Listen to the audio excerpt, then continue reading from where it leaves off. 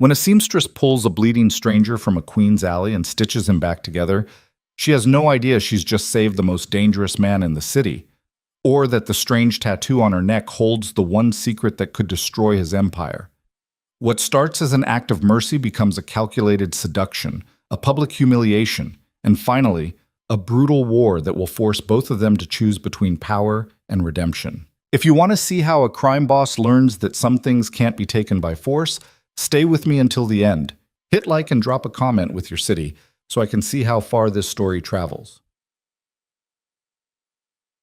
The needle slipped, and Evelyn Hart didn't even flinch when it punctured her thumb. Blood welled up, bright against the cream-colored silk she'd been hemming for the past 3 hours, and she just pressed her thumb to her jeans and kept going. Pain was background noise now, had been for years. "Evie, you're bleeding on Mrs. Chen's dress." Evelyn looked up. Her mother stood in the doorway of their cramped back room, one hand braced against the frame like she needed it to stay upright. Margaret Hart's fingers were gnarled from 30 years of holding needles, her knuckles swollen to the size of walnuts, but her eyes were still sharp. "I'm not bleeding on it." Evelyn held up the fabric. "See? Clean." "You will be if you don't take a break." "Can't. She needs it by Friday." "It's Tuesday. And we have 6 other orders due this week." Evelyn tied off the thread with quick, practiced movements that would have made a surgeon jealous. When did taking breaks start paying rent? Margaret's face did that thing it always did, softening around the edges while somehow looking more tired. She crossed the small room, her slippers shuffling against the worn linoleum, and put a hand on Evelyn's shoulder. The touch was light. Margaret had learned not to grip too hard anymore. "Your father wouldn't want you. Dad's been dead for 8 years. Evelyn didn't mean for it to come out sharp, but the words had edges regardless. She set down the dress and looked at her mother properly. "I'm sorry. I'm just tired." "I know, baby." The shop was closing in around them. Not literally, though the walls did seem to lean inward some days.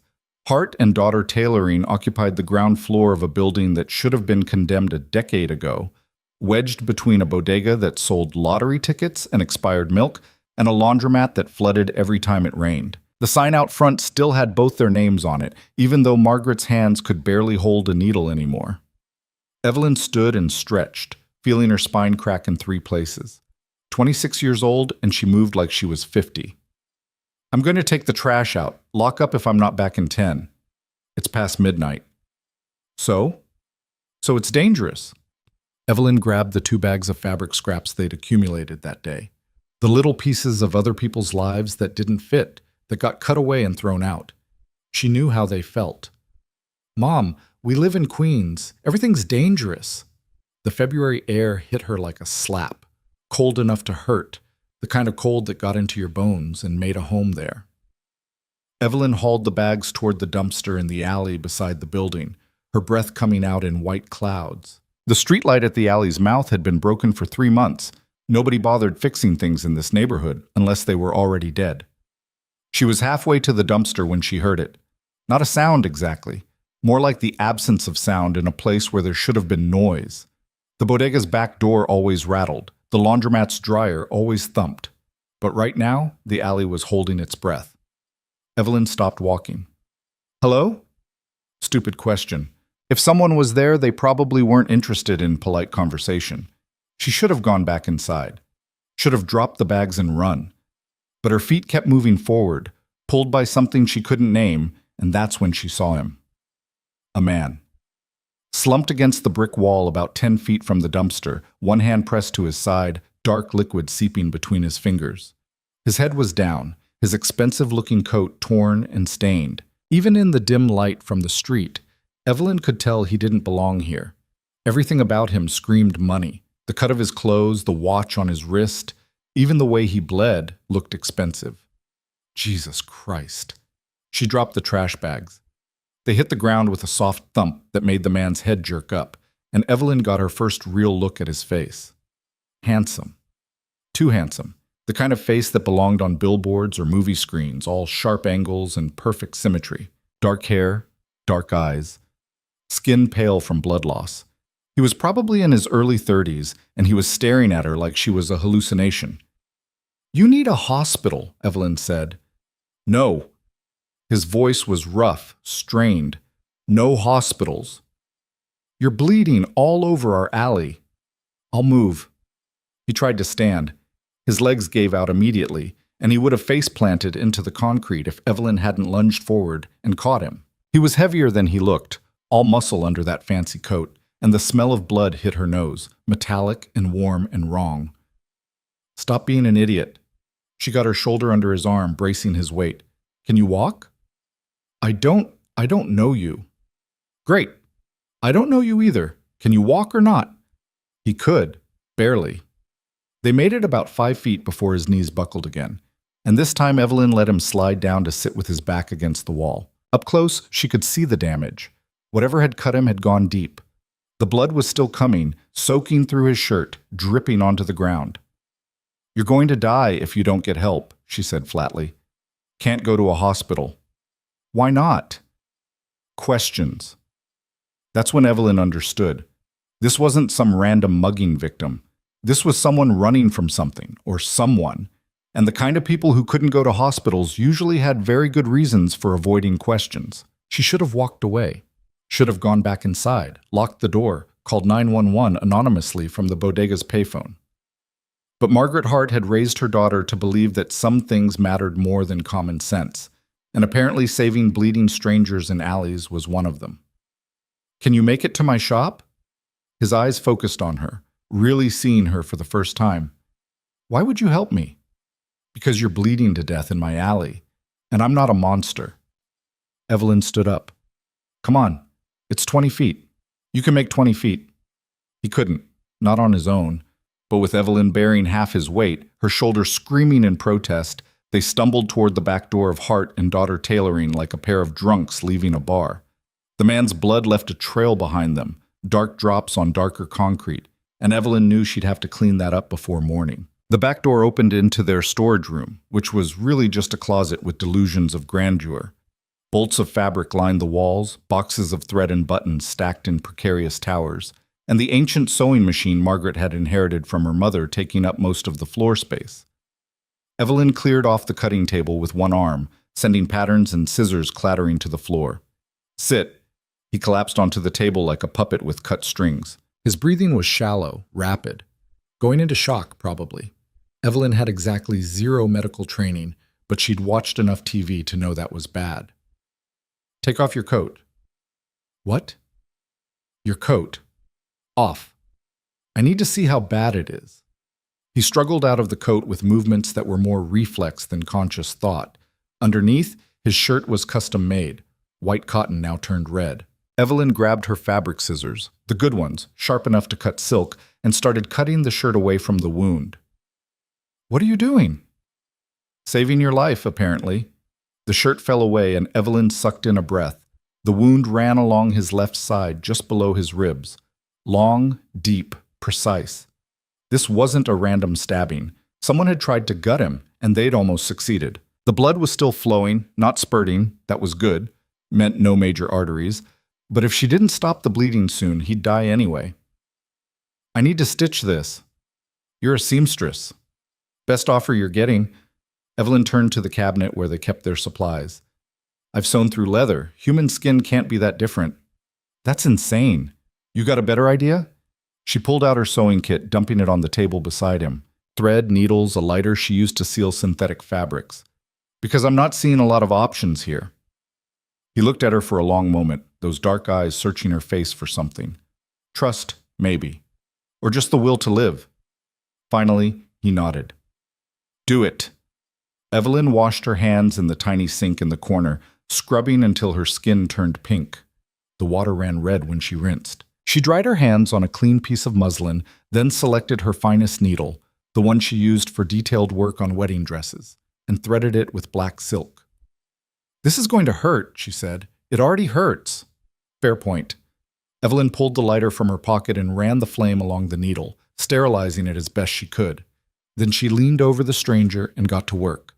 The first puncture made him hiss through his teeth. The second made his hand shoot out and grab her wrist, his grip iron hard. Stop, Evelyn said calmly. You're going to make me mess up, and then we'll both regret it. His hand loosened but didn't let go. She could feel his pulse through his fingers, too fast, too weak. What's your name? She asked, pulling the needle through flesh that was too much like fabric and not enough like it at the same time. Does it matter? I'm sewing your insides back together. I think I've earned a name. Silence. Then, Adrian. Evelyn. She tied off the first stitch with practiced efficiency. Now shut up and let me concentrate. It took 45 minutes.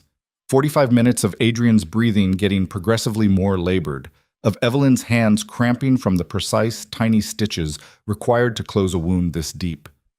She worked in silence, falling into the rhythm she knew: pull, loop, tie, cut. The same motion she had been making since she was 8 years old, sitting at her father's knee while he showed her how to hem a pair of pants. When she finally tied off the last stitch and cut the thread, her hands were shaking. Done, she said, stepping back. Adrian looked down at his side. The wound was closed, the stitches small and even, the kind of work that would have made Margaret proud. Blood still crusted around the edges, but the fresh bleeding had stopped. You did that with sewing thread, he said, his voice hollow with disbelief. Silk thread, the good stuff. Evelyn grabbed a bottle of rubbing alcohol from the cabinet. They used it to remove stubborn stains and poured it over a clean cloth. This is really going to hurt. She pressed the alcohol-soaked cloth to the wound before he could protest. Adrian's entire body went rigid, his jaw clenched so tight she could see the muscles jumping in his cheek. But he didn't make a sound. You're tougher than you look, Evelyn said. You have no idea what I look like. She did, though. Now that the immediate crisis was over, now that she wasn't focused on keeping him from bleeding out on her cutting table, she could see him clearly. And what she saw didn't make sense. This man was rich, not just comfortable, not just well-off, rich, the kind of rich that came with drivers and bodyguards, and people whose entire job was making sure you never ended up bleeding in an alley in Queens. His watch alone probably cost more than her shopmate in a year. So what the hell was he doing here? Who stabbed you? She asked. Someone who's going to regret it. That's not an answer. It's the only one you're getting. Adrian tried to sit up, grimaced, and fell back against the table. I need to make a phone call. Phone's in the front. Evelyn started cleaning up the blood-soaked fabric scraps, her hands moving on autopilot. You think you can walk that far? I don't have a choice. He made it to his feet through sheer willpower and what Evelyn suspected was a frankly stupid amount of pride. She watched him sway, waited to see if he'd fall, then grabbed his arm when it became clear he might. Come on. The front of the shop was dark except for the streetlight bleeding through the windows. Evelyn's workspace dominated the room. 2 industrial sewing machines, a dress form wearing half-finished bridesmaid dress, bolts of fabric stacked against every wall. The phone sat on a cluttered desk in the corner, buried under invoices and order forms and the general chaos of a business that was always one bad month away from going under. Adrian picked up the receiver with hands that shook slightly. He dialed a number from memory, then waited. It's me, he said when someone answered. I need a car. A pause. Queens, Hart and Daughter Tailoring on... He looked at Evelyn. 47th Street, she supplied. 47th Street, 10 minutes. He hung up without saying goodbye. Friends of yours? Evelyn asked. Something like that. They stood in awkward silence. Adrian leaned against the desk like he was trying to look casual and failing spectacularly. Evelyn crossed her arms and studied him, this bleeding stranger who'd stumbled into her life and would probably stumble right back out of it the second his ride arrived. You should sit down, she said finally. I'm fine. You're about to pass out.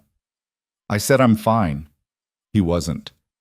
Evelyn could see it in the way his skin had gone from pale to gray, in the sweat beading on his forehead despite the cold. She pulled out the chair from her mother's old desk and shoved it toward him. Sit. I didn't spend an hour sewing you back together just to watch you crack your head open on my floor. Adrian sat. It was less a choice and more a controlled collapse, and Evelyn pretended not to notice the way his hands gripped the chair arms to keep himself upright. Thank you, he said quietly. Don't. I probably just made the stupidest decision of my life. Why did you help me? Evelyn shrugged. My mom would have. Your mother? She owns this place. Well, we own it together. Technically, Evelyn gestured at the shop. the small empire of thread and fabric that was falling apart a little more every day. She taught me that you help people when they need it, even when it's inconvenient, especially when it's inconvenient. That's a dangerous philosophy. Yeah, well, nobody ever accused us of being smart. Adrian's eyes moved around the shop, taking in details Evelyn had stopped seeing years ago. The water stain on the ceiling that looked like a map of Italy, the crack in the front window they'd covered with packing tape, the ancient cash register that jammed every third transaction. "How long have you been here, Ed?" he asked. "My whole life. My dad opened this place before I was born. He did the tailoring. My mom did the alterations." Past tense, always past tense now. "After he died, we kept it going." "I'm sorry." "Don't be. It was a long time ago." Well, not long enough that it didn't still hurt, but Evelyn had gotten good at pretending the grief was manageable. Construction accident. One of those things. She didn't know why she was telling him this. Maybe because he was bleeding and vulnerable and would be gone in a few minutes anyway. Maybe because it was late and she was tired and her defenses were down. Or maybe because something about the way he looked at her made her feel like he actually gave a damn, which was probably the blood loss talking. A car horn honked outside. Adrian stood up slowly, testing his balance. "That's my ride. Try not to rip those stitches on the way out. I don't do free repairs." He almost smiled. It was there and gone in a second, but Evelyn caught it. "What do I owe you?" "For what?" "For saving my life." Evelyn laughed, sharp and bitter. "I don't know. What's the going rate for illegal medical procedures in Queens?" "Name a price." "I don't want your money." "Everyone wants money." "Then I'm not everyone." She walked to the door and unlocked it, pulling it open. Cold air rushed in, sharp and clean after the smell of blood and alcohol. "Get out of here before you bleed on my floor again." Adrian moved toward the door, each step careful and measured. When he reached her, he stopped. "I'll remember this," he said. "Great. Tell all your friends. Maybe I'll start a side business stitching up criminals." "Evelyn, go." He went. Evelyn watched him walk to the black sedan idling at the curb, watched someone she couldn't see open the back door, watched Adrian fold himself into the car with movements that had to hurt. The door closed. The car pulled away. And just like that, he was gone. Evelyn locked the door and leaned her forehead against the cool glass. Her hands were still shaking. Now that the adrenaline was wearing off, she was starting to understand exactly how monumentally stupid she'd just been. That man could have been anyone, could have done anything. And she'd brought him into her shop, her home, the place where her mother slept upstairs, and stitched him back together with silk thread and hope. "Evie?" She turned. Margaret stood at the bottom of the stairs in her bathrobe, her gray hair loose around her shoulders. "I thought I heard voices," Margaret said. "Just me, talking to myself." "You're a terrible liar," Evelyn sighed. "There was a guy. He was hurt. I helped him." "In the shop?" "In the alley, then in the shop." Margaret crossed the room faster than Evelyn expected, her hands reaching for her daughter's face, tilting it up to the light. "Are you hurt? Did he hurt you?" "No, Mom, I'm fine. He's the one who was bleeding." "Where is he now?" "Gone. His people picked him up." Margaret's hands dropped. Her expression cycled through relief, anger, and resignation in about 3 seconds. "You can't do things like that, Evie. You can't bring strangers in here. It's not safe." "He would have died. And that's very sad, but it's not your responsibility to save every person who... You would have done the same thing." Margaret went quiet. They both knew it was true. The hearts had a fatal flaw, and it was caring too much about people who probably didn't deserve it. "Just promise me you'll be more careful," Margaret said finally. "I promise." Lie, but a kind one. Evelyn helped her mother back upstairs, made sure she took her medication, waited until she heard the bedroom door close. Then she went back down to the shop and started cleaning. The blood on the cutting table, the blood on the floor, the scraps of Adrian's expensive shirt. She worked methodically, erasing every trace of what had happened, until the shop looked exactly like it had before a bleeding stranger had stumbled into her life. But she couldn't erase the memory, couldn't stop thinking about the way he'd looked at her, like she was something rare. Couldn't forget the weight of him as she'd held him up, the warmth of his blood on her hands. When she finally went to bed, the sun was already starting to rise. Evelyn lay on her narrow mattress in her narrow room and stared at the ceiling, wondering if Adrian was okay, wondering if she'd ever see him again, wondering why part of her hoped she would. She fell asleep with those questions unanswered. 3 days later, Adrian walked through the front door of Hart and Daughter Tailoring like he owned the place. Evelyn was at her sewing machine, hemming a pair of pants for Mr. Rodriguez from the bodega, when the bell above the door chimed. She looked up, expecting a customer, and found Adrian instead. He looked different, still expensive, but now the wealth was displayed properly. Tailored suit, perfect hair, the kind of confident posture that came from never having to question whether you belonged somewhere. The wound in his side was hidden, but Evelyn knew it was there. She'd put it back together with her own hands. "We're busy," she said, turning back to her machine. "I need a suit altered." "Go to Nordstrom. I want you to do it." Evelyn stopped the machine. "Why?" "Because you're good at what you do." You've never seen my work." "I've seen enough." Adrian moved further into the shop, and Evelyn noticed the way he moved, carefully, favoring his left side. The stitches were probably still healing. "How much for a full alteration?" "More than you want to pay for work from a shop in Queens." "Try me." She named a price that was 3 times her normal rate, expecting him to laugh or walk out. He didn't. "When can you have it done?" Evelyn stared at him. "You're serious?" "Completely." This was a mistake. Every instinct Evelyn had was screaming that this was a mistake, that Adrian's presence here meant something she didn't understand yet, something dangerous. But they needed the money. They always needed the money. "Friday," she said. "Perfect." Adrian pulled off his jacket and handed it to her. "I'll come back for the fitting tomorrow." "Tomorrow?" "Unless that's a problem." It was absolutely a problem. Evelyn had 6 other orders due this week. Her mother's hands were getting worse, and she was already running on about 4 hours of sleep a night.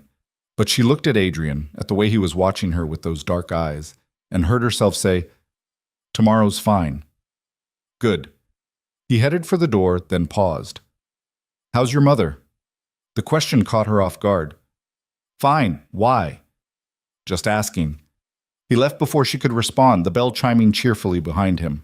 Evelyn sat there holding his jacket, expensive fabric soft under her fingers, and wondered what the hell she'd just agreed to. Margaret came down from upstairs an hour later and found Evelyn still sitting there, staring at the jacket like it might bite her. "Who was that man?" Margaret asked. "A customer." "Evie." "Fine. He's the guy from the alley, the one I stitched up." Margaret went very still. "And he came back. Apparently." "Why?" That was the question, wasn't it? Why would someone like Adrian come back to a place like this? He could get his suits altered anywhere, by people with actual training and proper equipment. So why here? "I don't know," Evelyn said, "but I'm going to find out." Adrian came back the next day, and the day after that, and the day after that. At first, Evelyn told herself it was normal. Rich people were particular about their clothes, and alterations took time. But by the 4th visit in a week, even she couldn't pretend this was standard customer behavior. "The shoulders need to be taken in," Adrian said, standing in front of the full-length mirror they'd wedged into the corner of the shop. He was wearing the suit jacket she'd already altered twice. Evelyn knelt beside him with her pincushion, trying not to notice how close she was to his body. "The shoulders are fine. They're too wide. They're exactly the measurement you gave me." "I changed my mind." She sat back on her heels and looked up at him. "You're wasting my time." "I'm paying for it." "That's not the point." Adrian met her eyes in the mirror. "Then what is the point?" That he kept coming back. That he'd spent more money on alterations in the past week than most people spent on rent. That every time the bell above the door chimed, Evelyn's heart did this stupid little jump because she thought it might be him. "The point is I have other customers," she said, standing up and brushing off her knees. "And you're taking up time I don't have." "Fire them." "What?" "Your other customers. Fire them. I'll pay you twice what they're paying." Evelyn laughed, sharp and disbelieving. "You can't just buy all my time." "Why not?" "Because that's insane. It's business. It's something, but it's not business." She pulled the pins from the jacket's shoulders with quick, irritated movements. "Take this off." I'll have it done by Monday. I need it by Friday. Then you should have brought it to me earlier. Adrian shrugged out of the jacket and handed it to her, his fingers brushing hers in a way that felt deliberate. What if I paid triple? What if you stopped trying to throw money at every problem? That usually works. Not here, it doesn't. Evelyn folded the jacket over her arm and moved back to her workspace, trying to put distance between them. We'll have it ready when we have it ready. She expected him to argue. Instead, he said, Your mother's hands are getting worse. Evelyn's head snapped up. Excuse me? I noticed yesterday the way she holds the scissors. She's compensating for pain in her left hand. You don't know anything about my mother. I know arthritis when I see it. Adrian leaned against the cutting table, casual as anything, like he hadn't just crossed a line he had no business crossing. How long has she been struggling? Get out. Evelyn, get out of my shop. He studied her for a long moment, and Evelyn hated the way he looked at her, like he could see past all the walls she'd built, straight down to the scared, exhausted girl underneath. Then he straightened and headed for the door. Friday, he said. I'll be back Friday. The door closed behind him, and Evelyn stood there shaking with an anger she didn't fully understand. Who the hell did he think he was? Coming into her shop, noticing things about her mother, acting like he had any right to care? He's not wrong, you know. Evelyn turned. Margaret was sitting at her old workspace in the corner, a pair of pants in her lap that she'd been hemming for the past hour. Her hands were trembling slightly. Mom, it's getting worse. We both know it. Margaret set down the needle with a careful precision that broke Evelyn's heart. I'm slowing you down. Don't say that. It's true. I don't care if it's true. We're a team. We've always been a team. Margaret smiled, sad and tired. You're a good daughter, Evie. Better than I deserve. Stop it. Evelyn crossed to her mother and knelt beside the chair, taking those gnarled hands in hers. We're going to figure this out. I'll take on more work. We'll raise our prices. Something. You're already working yourself to death. Then I'll work harder. That's not a solution. But it was the only one Evelyn had. She kissed her mother's knuckles, carefully, because pressure hurt now, and stood up. I need to finish Mrs. Patterson's dress. You should rest. Evie, please, Mom, just rest. Margaret went upstairs without another word, and Evelyn turned back to her sewing machine. The jacket Adrian had left sat on the cutting table, expensive fabric mocking her with its perfection. She picked it up, felt the weight of it, the quality. Then she got to work. Friday came. Adrian showed up at exactly 3 o'clock, like he'd timed it, and Evelyn had his jacket ready. Try it on, she said, handing it over without preamble. He did. The fit was perfect. She'd made sure of it, had spent an extra 2 hours getting the shoulders exactly right, even though she'd told herself she didn't care. Adrian turned in front of the mirror, checking the lines, and Evelyn waited for him to find something else to complain about. It's perfect, he said instead. I know. How much do I owe you? She named the price they'd agreed on. He pulled out his wallet and handed her 3 times that amount. That's too much, Evelyn said. Consider it a tip. I don't want your tips. Then consider it payment for future services. Adrian was doing that thing again, looking at her like she was a puzzle he was trying to solve. I'm going to need more alterations. You don't have any more suits. I'll buy more suits. This was getting ridiculous. Evelyn crossed her arms and stared him down. Why are you really here? I told you I need bullshit. You don't need me to alter your clothes. You could go anywhere, somewhere better. So why do you keep coming back? Adrian went quiet. Outside, a bus rumbled past, shaking the windows. Someone was yelling in Spanish on the street corner. Normal sounds, normal chaos, but inside the shop everything had gone still.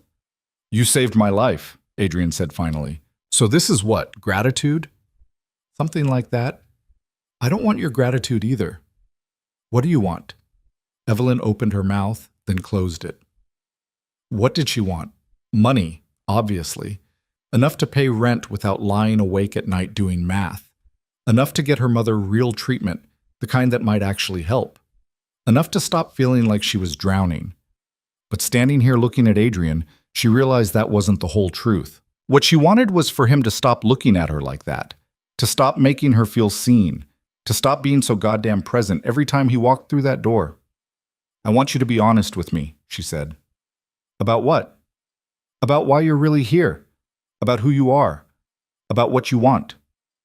Adrian's jaw tightened. You don't want to know who I am? Try me.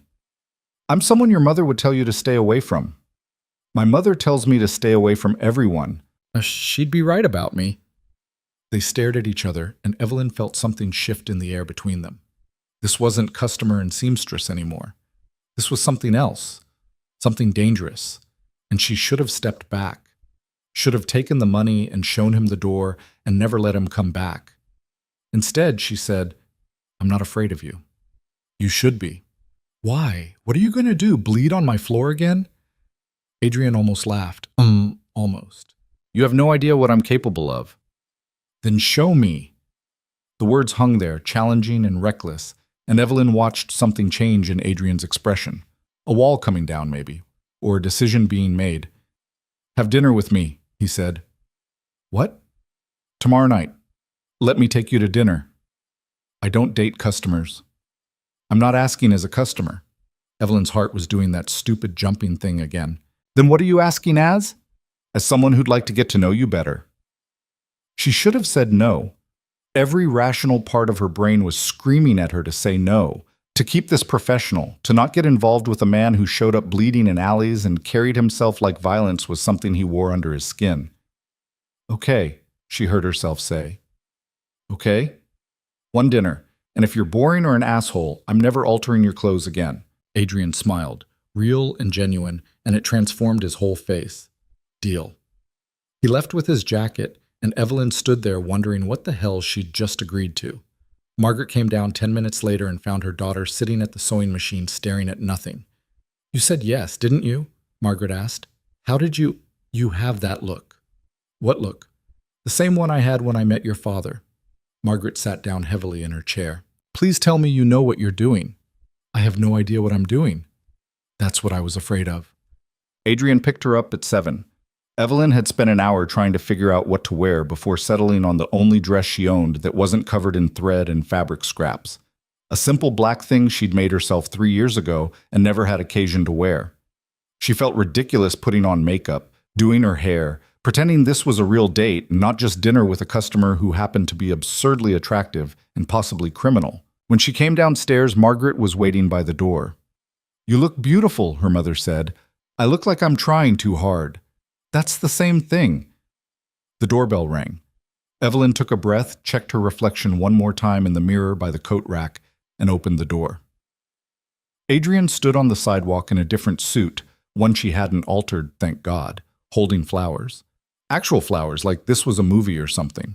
These are for your mother, he said, handing them to Margaret, who'd appeared behind Evelyn like a ghost. Margaret took the flowers with hands that barely shook at all.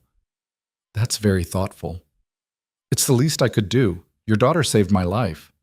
She has a habit of that. Margaret looked at Evelyn, then at Adrian, then back at Evelyn. Have her home by midnight. Mom, I'm 26. Then have her home by 12:30. Adrian's mouth twitched. Yes, ma'am. The car waiting at the curb wasn't the same one from that first night, but it was just as expensive. Black, sleek, with windows tinted so dark Evelyn couldn't see inside. A driver stood by the rear door and he opened it as they approached. This is excessive, Evelyn said. This is normal for me. That's kind of sad. Adrian paused halfway into the car. Why? Because normal people take the subway. I'm not normal people. Yeah, I'm starting to figure that out. The restaurant was in Manhattan, which meant crossing the bridge and entering a completely different world. Evelyn pressed her face to the window and watched the city lights blur past, feeling like a kid on a field trip. She'd lived in New York her entire life, but Manhattan might as well have been a foreign country. Too clean, too bright, too expensive for people like her. The restaurant was worse. All white tablecloths and wine lists thicker than phone books, with waiters who moved like dancers and spoke in hushed, reverent tones. Evelyn felt underdressed, out of place, like everyone could tell she didn't belong here. Relax, Adrian said as they were seated at a table by the window. Easy for you to say. You probably eat here every week. I've never been here before. Seriously? I wanted it to be special. Evelyn looked at him across the candlelight. This man who'd stumbled into her alley, bleeding and desperate, and had somehow turned into someone taking her to fancy restaurants. Why? Why what? Why does it need to be special? It's just dinner. It's not just dinner. Adrian leaned forward, his eyes intense. I haven't been able to stop thinking about you since that night. That's probably the blood loss.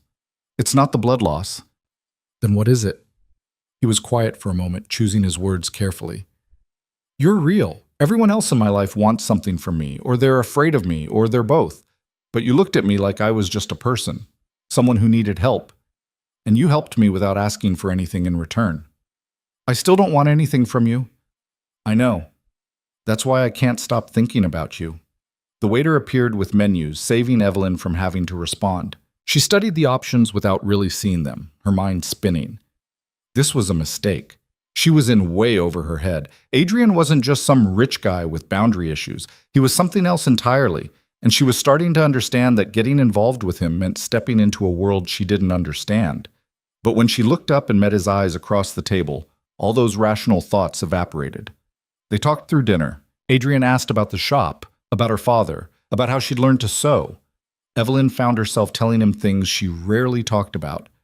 How her dad had died when a scaffolding collapsed. How she'd dropped out of college to help her mother keep the business afloat. How sometimes she felt like she was drowning in other people's expectations. What would you do? Adrian asked. If money wasn't an issue. If you could do anything. Design my own clothes. The answer came instantly before Evelyn could stop it. Not alterations, original pieces, things that matter. So why don't you? Because rent doesn't pay itself. It could, if you had backing. Evelyn shook her head. I'm not asking you for money. I'm not offering money. I'm offering opportunity. It's the same thing. It's not.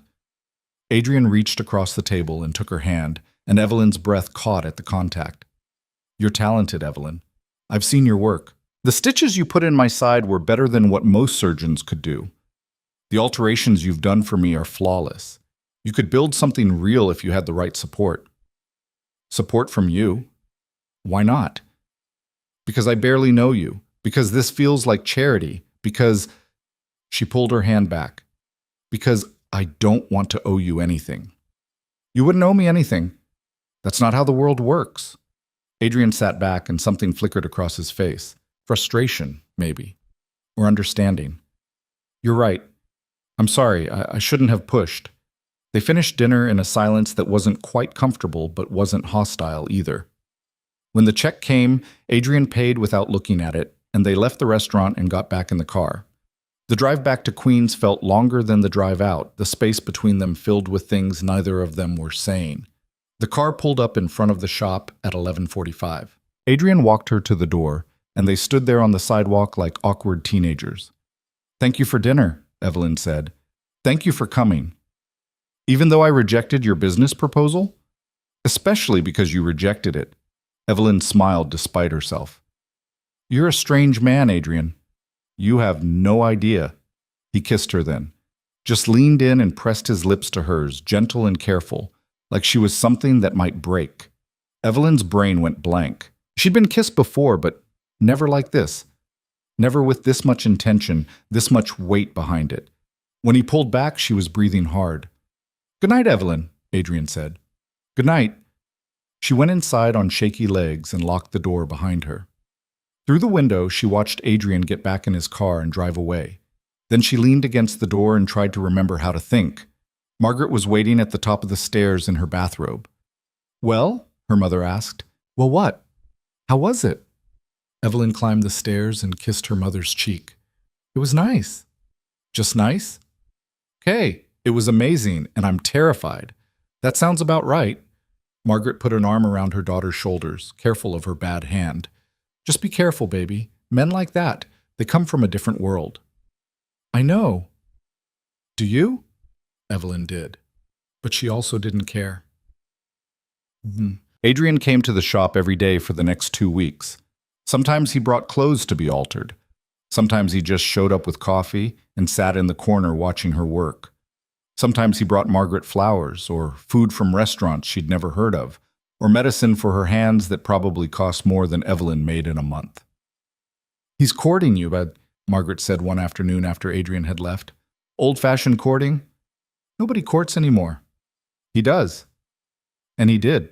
Adrian was patient, persistent, respectful in a way that made Evelyn's chest ache. He never pushed for more than she was willing to give. Never tried to buy her affection. He just showed up, day after day, becoming part of the fabric of her life in a way that felt both terrifying and inevitable. 3 weeks after their first dinner, he took her to the Met. A month after that, to a jazz club in the village. 6 weeks in, he kissed her again in the alley behind the shop, pressing her against the brick wall where she'd first found him bleeding, and Evelyn realized she was falling for him, which is when things started to get complicated. It began small. A black SUV parked across the street that hadn't been there before. A man in an expensive suit who watched the shop from the bodega. Adrian's driver looking nervous when he dropped her off. "Is something wrong?" Evelyn asked Adrian one night.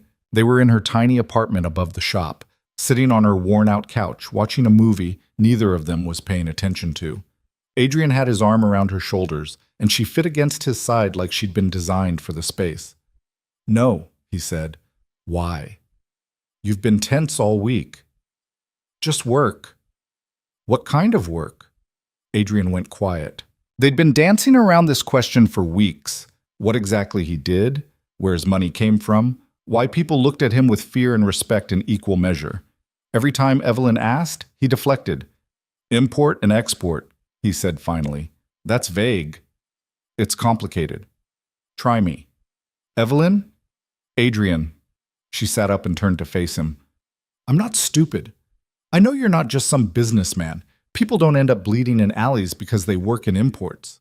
His jaw tightened. "What do you think I do?" "I think you're involved in something illegal, something dangerous. And you're still here." "I'm still here." "Why?"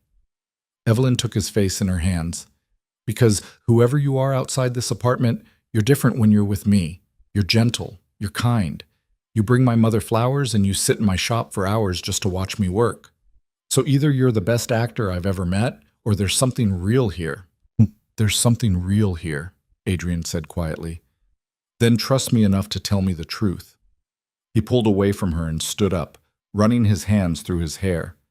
When he turned back, his face was harder, colder, the face of the man she'd first seen in that alley. "My family runs things in this city," he said. "Clubs, restaurants, construction, shipping. Some of it's legal, most of it isn't. You're talking about the Mafia.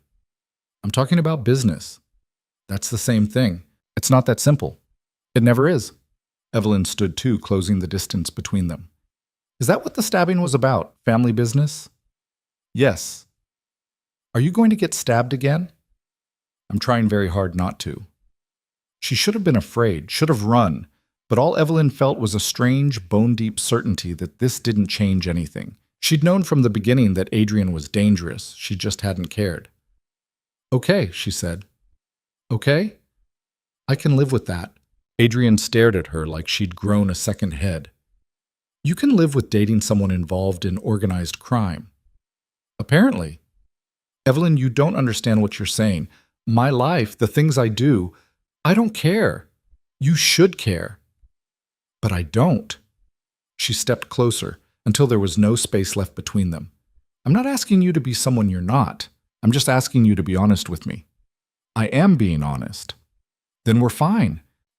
Adrian kissed her hard, desperate, like he was trying to convince himself this was real. Evelyn kissed him back with everything she had, and somewhere in the back of her mind she knew this was a turning point. That saying yes to this meant saying yes to everything that came with it. She said yes, anyway. 2 months in, Adrian asked her to meet his family. "No," Evelyn said immediately. "Why not?" "Because meeting the family is serious, and this is—" She gestured vaguely between them. "I don't know what this is yet." "I know what it is." They were in his apartment this time, a penthouse overlooking Central Park that made Evelyn's entire shop look like a closet. She'd been spending more time here lately, drawn by the space and the quiet, and the novelty of having more than one room to exist in. "What is it then?" she asked. Everything. The word hung there, too big and too honest. Evelyn's throat went tight. Adrian, I'm in love with you. He said it simply, like it was a fact rather than a confession. I have been since that night in the alley, and I'm tired of pretending I'm not. Evelyn sat down on his obscenely comfortable couch and tried to process this. Love. He loved her. This man with his dangerous family and his expensive suits and his hands that could probably kill people loved her. The seamstress from Queens who couldn't even afford to fix her shop's front window. You barely know me, she said weakly. I know enough. You're insane. Probably. Adrian knelt in front of her, taking her hands. But that doesn't make it less true. I love you, Evelyn, and I want you to meet my family because they're part of my life, and I want you to be part of my life too. What if they hate me? They won't. What if they think I'm not good enough for you? Then they're idiots. He kissed her knuckles, gentle and reverent. Please, just dinner, one dinner. Evelyn looked at him kneeling there, this powerful, dangerous man reduced to asking instead of demanding, and felt her resistance crumble. One dinner, she agreed. Thank you.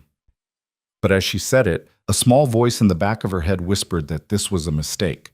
That meeting Adrian's family meant stepping fully into his world, and once she did, there would be no stepping back. She ignored the voice. That was her first real mistake. The dinner was set for the following Saturday at the Vale family estate in Connecticut. Adrian sent a car for her, but Evelyn insisted on taking the train. She needed the time to think, to prepare, to convince herself this wasn't the worst decision she'd ever made. Margaret had helped her pick out an outfit, the nicest thing Evelyn owned that she hadn't made herself, a navy dress they'd found at a consignment shop 2 years ago. Her mother had pressed it carefully, her swollen fingers moving slowly over the fabric. You don't have to do this, Margaret had said that morning. I know. But you're going to anyway. I love him, Mom. Margaret had looked at her daughter with eyes that held too much understanding. I know you do, baby. That's what scares me. Now sitting on the train watching Connecticut roll past, Evelyn wondered if her mother had been right to be scared. She touched the flower tattoo on her neck absently, a nervous habit she'd had since she was 18. It was small, delicate, a lily her father had drawn for her the week before he died. She'd gotten it inked after the funeral, something to keep him close. Adrian was waiting at the station in Greenwich, leaning against a different car, something low and fast and probably worth more than Evelyn would make in her lifetime. He smiled when he saw her, and some of her anxiety eased. You came, he said, pulling her into his arms. I said I would. I know. I was still worried you'd change your mind. I almost did. 3 times on the train. He kissed her forehead. I'm glad you didn't. The drive to the estate took 15 minutes through neighborhoods that got progressively more intimidating. Gates, security cameras, houses that couldn't be called houses because they were too big. Mansions, compounds, monuments to wealth Evelyn couldn't fathom. When they finally turned through a set of iron gates with a V worked into the metalwork, her stomach dropped. This is where you grew up? She asked. Unfortunately. The house at the end of the long driveway was massive. Stone and glass and perfectly manicured lawns with fountains and gardens and what looked like an actual hedge maze. It was the kind of place Evelyn had only seen in movies, and she suddenly felt very small in her consignment shop dress. I can't do this, she said as Adrian parked the car. Yes, you can. Look at this place. Look at me. I don't belong here. Adrian turned to her, taking her face in his hands. You belong wherever I am, and I'm here, so you belong here too. That's not how the world works. It's how my world works. He kissed her gently. Just be yourself. That's all I'm asking. Easier said than done. Evelyn let Adrian help her out of the car and guide her up the front steps, her heels clicking against marble that probably cost more per square foot than her entire shop. A man in an actual butler's uniform opened the door. Mr. Vale, the butler said with a slight bow. Your family is waiting in the dining room. Thank you, Harrison. The inside was worse than the outside. Evelyn caught glimpses of rooms as they walked through, a library with floor-to-ceiling books, a sitting room with furniture that looked like it belonged in a museum, artwork on the walls that might actually be real. Everything screamed old money, power, the kind of legacy that crushed people like her without even noticing. The dining room was somehow both intimate and enormous. A table that could have seated 20, but was set for 6. Crystal chandelier overhead, windows overlooking gardens that probably required a full-time staff. And sitting at the table, watching Evelyn walk in with expressions ranging from curiosity to outright hostility, was Adrian's family. "Everyone," Adrian said, his hand warm and steady on Evelyn's lower back. "This is Evelyn Hart. Evelyn, this is my family." The man at the head of the table stood first. He was older than Adrian by maybe 10 years, with the same dark eyes but a harder face, like someone had taken Adrian's features and sharpened them into weapons. "Marcus Vale," he said, extending a hand. "Adrian's older brother." Evelyn shook his hand. His grip was too tight, too long, a test she didn't know the rules for. "Pleasure," Marcus said, though his tone suggested otherwise. The woman next to him was beautiful in that cold, polished way that required money and maintenance. Blonde, thin, wearing diamonds that caught the light. "Catherine," she said without offering her hand. "Marcus's wife." Across from them sat a younger man who looked bored with the entire proceeding. "Daniel," he said with a lazy wave. "The disappointment of the family. Nice to meet you." "Daniel?" Adrian said warningly. "What?" "I'm being honest." The last person at the table was a woman in her 60s, elegant and sharp-eyed, wearing pearls and judgment in equal measure. She studied Evelyn like she was an insect under glass. "Mother," Adrian said, "this is Evelyn." "Victoria Vale." The woman's voice could have cut diamonds. "Sit down, dear. You're making the staff nervous hovering like that." Evelyn sat in the chair Adrian pulled out for her, acutely aware of every movement, every breath. Adrian took the seat beside her, his hand finding hers under the table and squeezing. Dinner was brought out by silent servers who appeared and disappeared like ghosts. Course after course of food Evelyn couldn't identify, served on plates that probably cost more than her rent. She picked at everything, her appetite gone, while Adrian's family made polite conversation that felt like circling sharks. "So, Evelyn," Victoria said after the third course, "Adrian tells us you're a seamstress." "Yes, ma'am. I run a tailor shop in Queens with my mother." "How quaint." The word dripped condescension. "And you learned this trade from your parents?" "From my father originally. He died when I was 18. "I'm sorry to hear that." Victoria didn't sound sorry. "And your mother continues the business?" "We run it together." "Must be difficult, maintaining a business in that neighborhood." There it was. That neighborhood. Like Queens was something dirty, something shameful. Evelyn felt Adrian tense beside her. "We manage," Evelyn said evenly. "I'm sure you do." Marcus leaned back in his chair, swirling wine in a glass that probably cost more than Evelyn's sewing machine. "It's admirable, really. Small business owners are the backbone of America." He made it sound like an insult. "How did you two meet?" Catherine asked, her smile sharp as a knife. Adrian jumped in before Evelyn could answer. "She did some alterations for me. We got a talking." "Alterations," Marcus repeated. "That's all?" "That's all." "Interesting." Marcus's eyes moved between them, calculating. "You know, Adrian's usually more discreet about his personal life. The fact that he brought you here must mean you're special." "She is special," Adrian said. "Special enough to meet the family. That's quite a statement." Victoria dabbed her mouth with a napkin. "Tell me, dear, what are your intentions with my son?" Evelyn nearly choked on her water. "I'm sorry." "Your intentions? Surely you must have some." "Mother," Adrian said, his voice tight with warning. "It's a fair question. You bring home a girl from Queens, a tradesperson, someone completely outside our social circle. One has to wonder what her motivations are." The implication was clear, and it hit Evelyn like a slap. They thought she was after Adrian's money, thought she was some kind of gold digger who'd latched onto him for what she could get. "My mother doesn't need your money," Evelyn said, her voice colder than she'd intended. "I didn't mention your mother." "You didn't have to." Evelyn set down her fork with careful precision.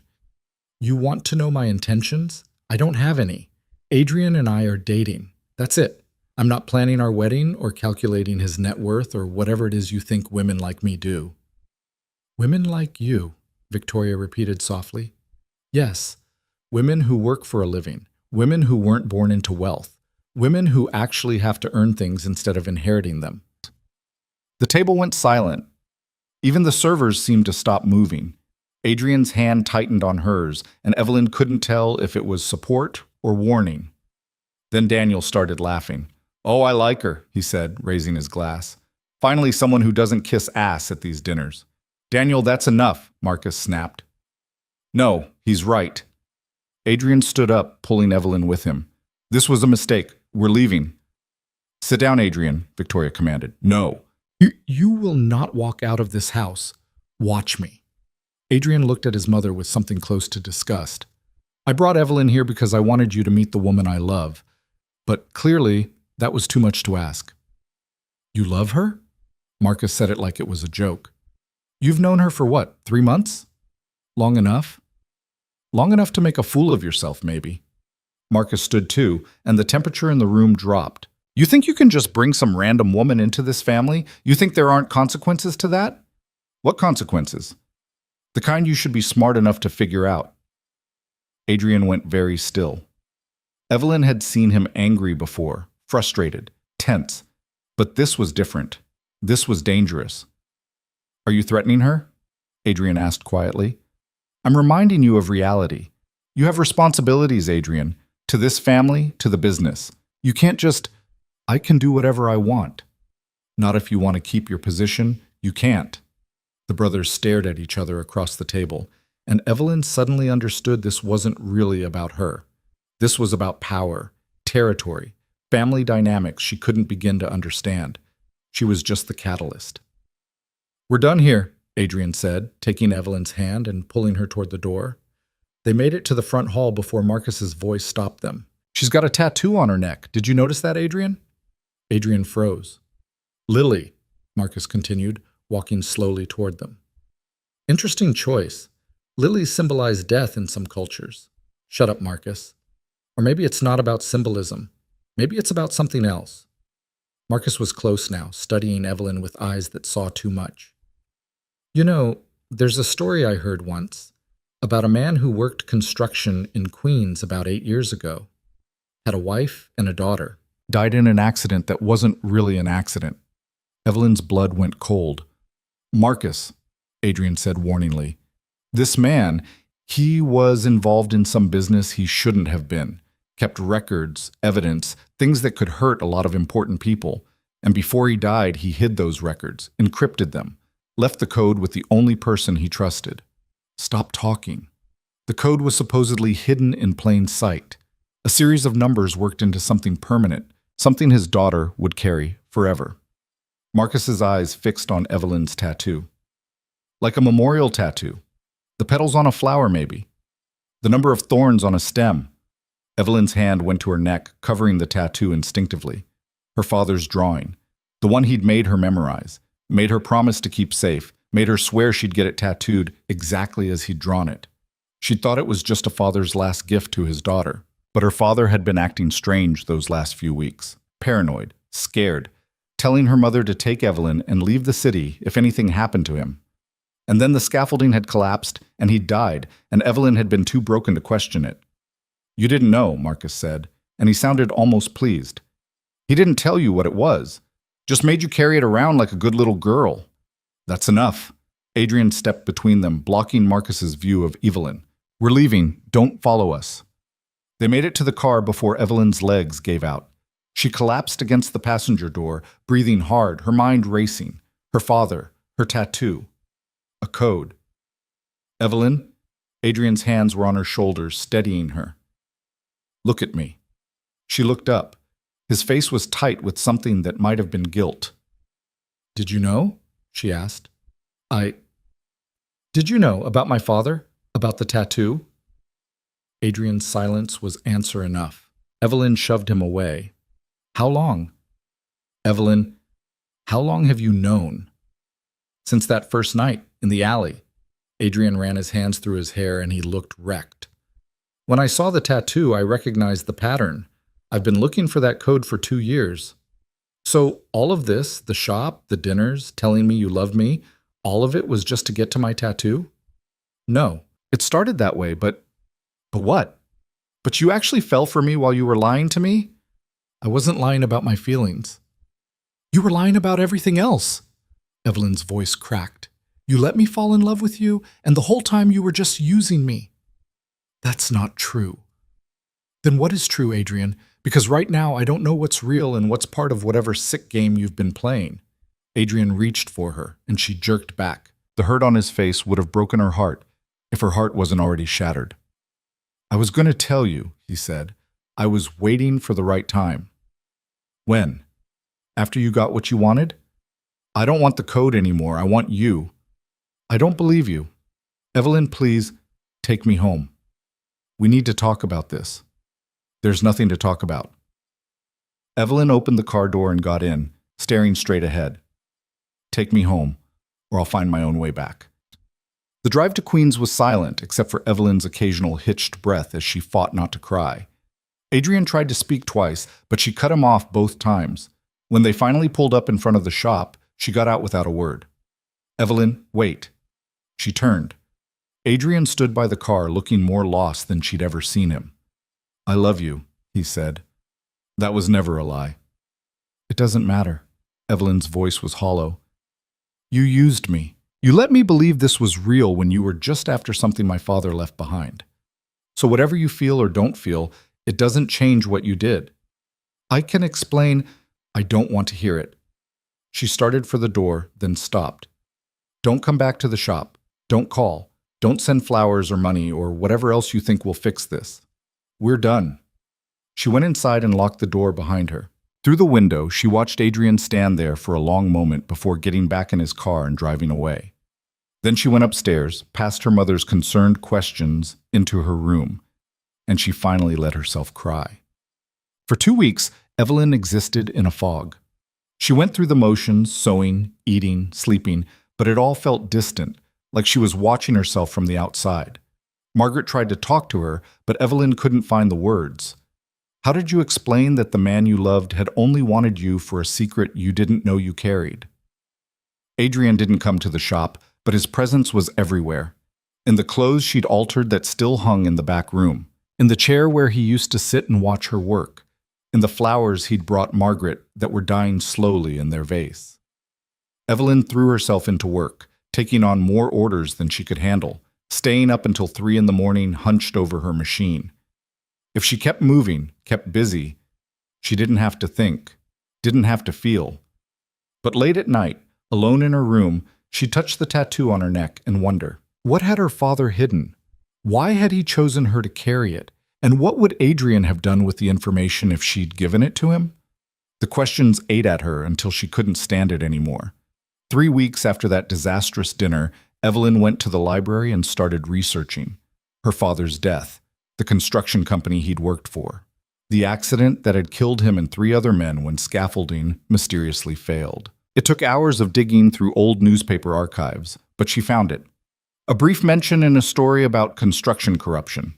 Her father's name listed among workers who'd reportedly filed complaints about safety violations weeks before the accident.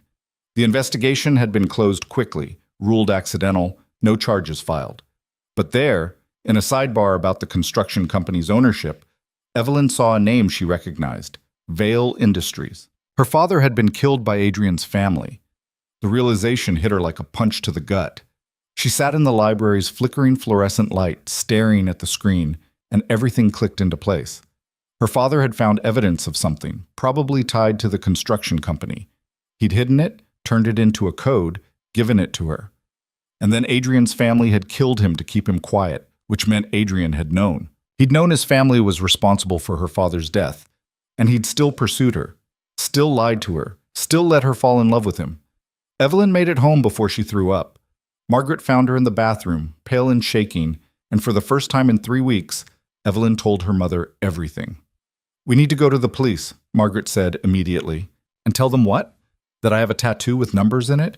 That my boyfriend's family maybe killed Dad 8 years ago? They'll laugh us out of the station. Then what do we do?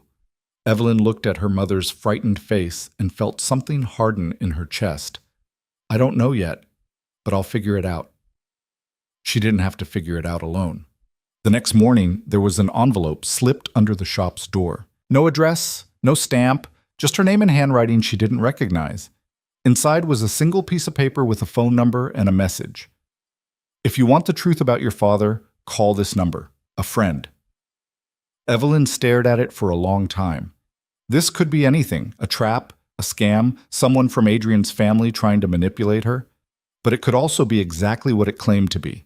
And she was tired of not knowing, tired of being used, tired of feeling helpless. She called the number. A woman answered. Miss Hart, I was hoping you'd reach out. Who is this? Someone who knew your father. Someone who's been waiting a long time for you to start asking questions. A pause. My name is Rachel Chen.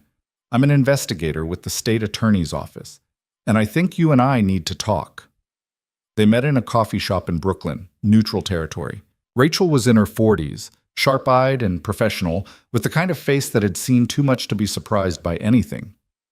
Your father was helping us build a case, Rachel said after they'd settled into a corner booth, against Vale Industries and several other construction companies engaged in bid rigging, safety violations, and money laundering. He was going to testify. And they killed him. We believe so. But without the evidence he collected, we couldn't prove it. The case fell apart. What kind of evidence? Ledgers, mostly. Financial records showing money movement between legitimate construction contracts and various criminal enterprises. Your father had access to the books. He photographed everything. And he hid it. Yes, we knew he'd created some kind of backup, but we could never find it. And after he died, we had to close the investigation. Rachel leaned forward. But if that code is what I think it is, if it leads to those records, we could reopen the case. We could finally get justice for your father and the other men who died. Evelyn touched her tattoo. The code is numbers. Probably coordinates. Bank account numbers. Safety deposit box locations. Something that would point us to where he stored the physical evidence. And if I give this to you, what happens? We investigate. We build a case. With luck, we bring down one of the biggest criminal organizations in New York, including Adrian. Rachel's expression softened slightly. I know about your relationship with Adrian Vale. I'm sorry. But yes, he'd likely face charges along with the rest of his family. Evelyn sat back, her coffee cooling in front of her untouched. She could do this. Could hand over the numbers, watch Adrian's world burn, get revenge for her father and for herself. It would be justice. It would be right. But it would also destroy the man she still, despite everything, loved. I need time to think, she said. Miss Hart, I need time. Rachel pulled out a card and slid it across the table. When you're ready, call me. But don't wait too long. People like the Vales don't stay in the dark forever. If they know you have what they're looking for, you're in danger. Evelyn pocketed the card and left. She walked for hours through Brooklyn, through neighborhoods she'd never been to, past lives she'd never lived, and somewhere between the brownstones and the bodega, she made her decision. She was going to the wedding, not Adrian's wedding. They'd never gotten that far.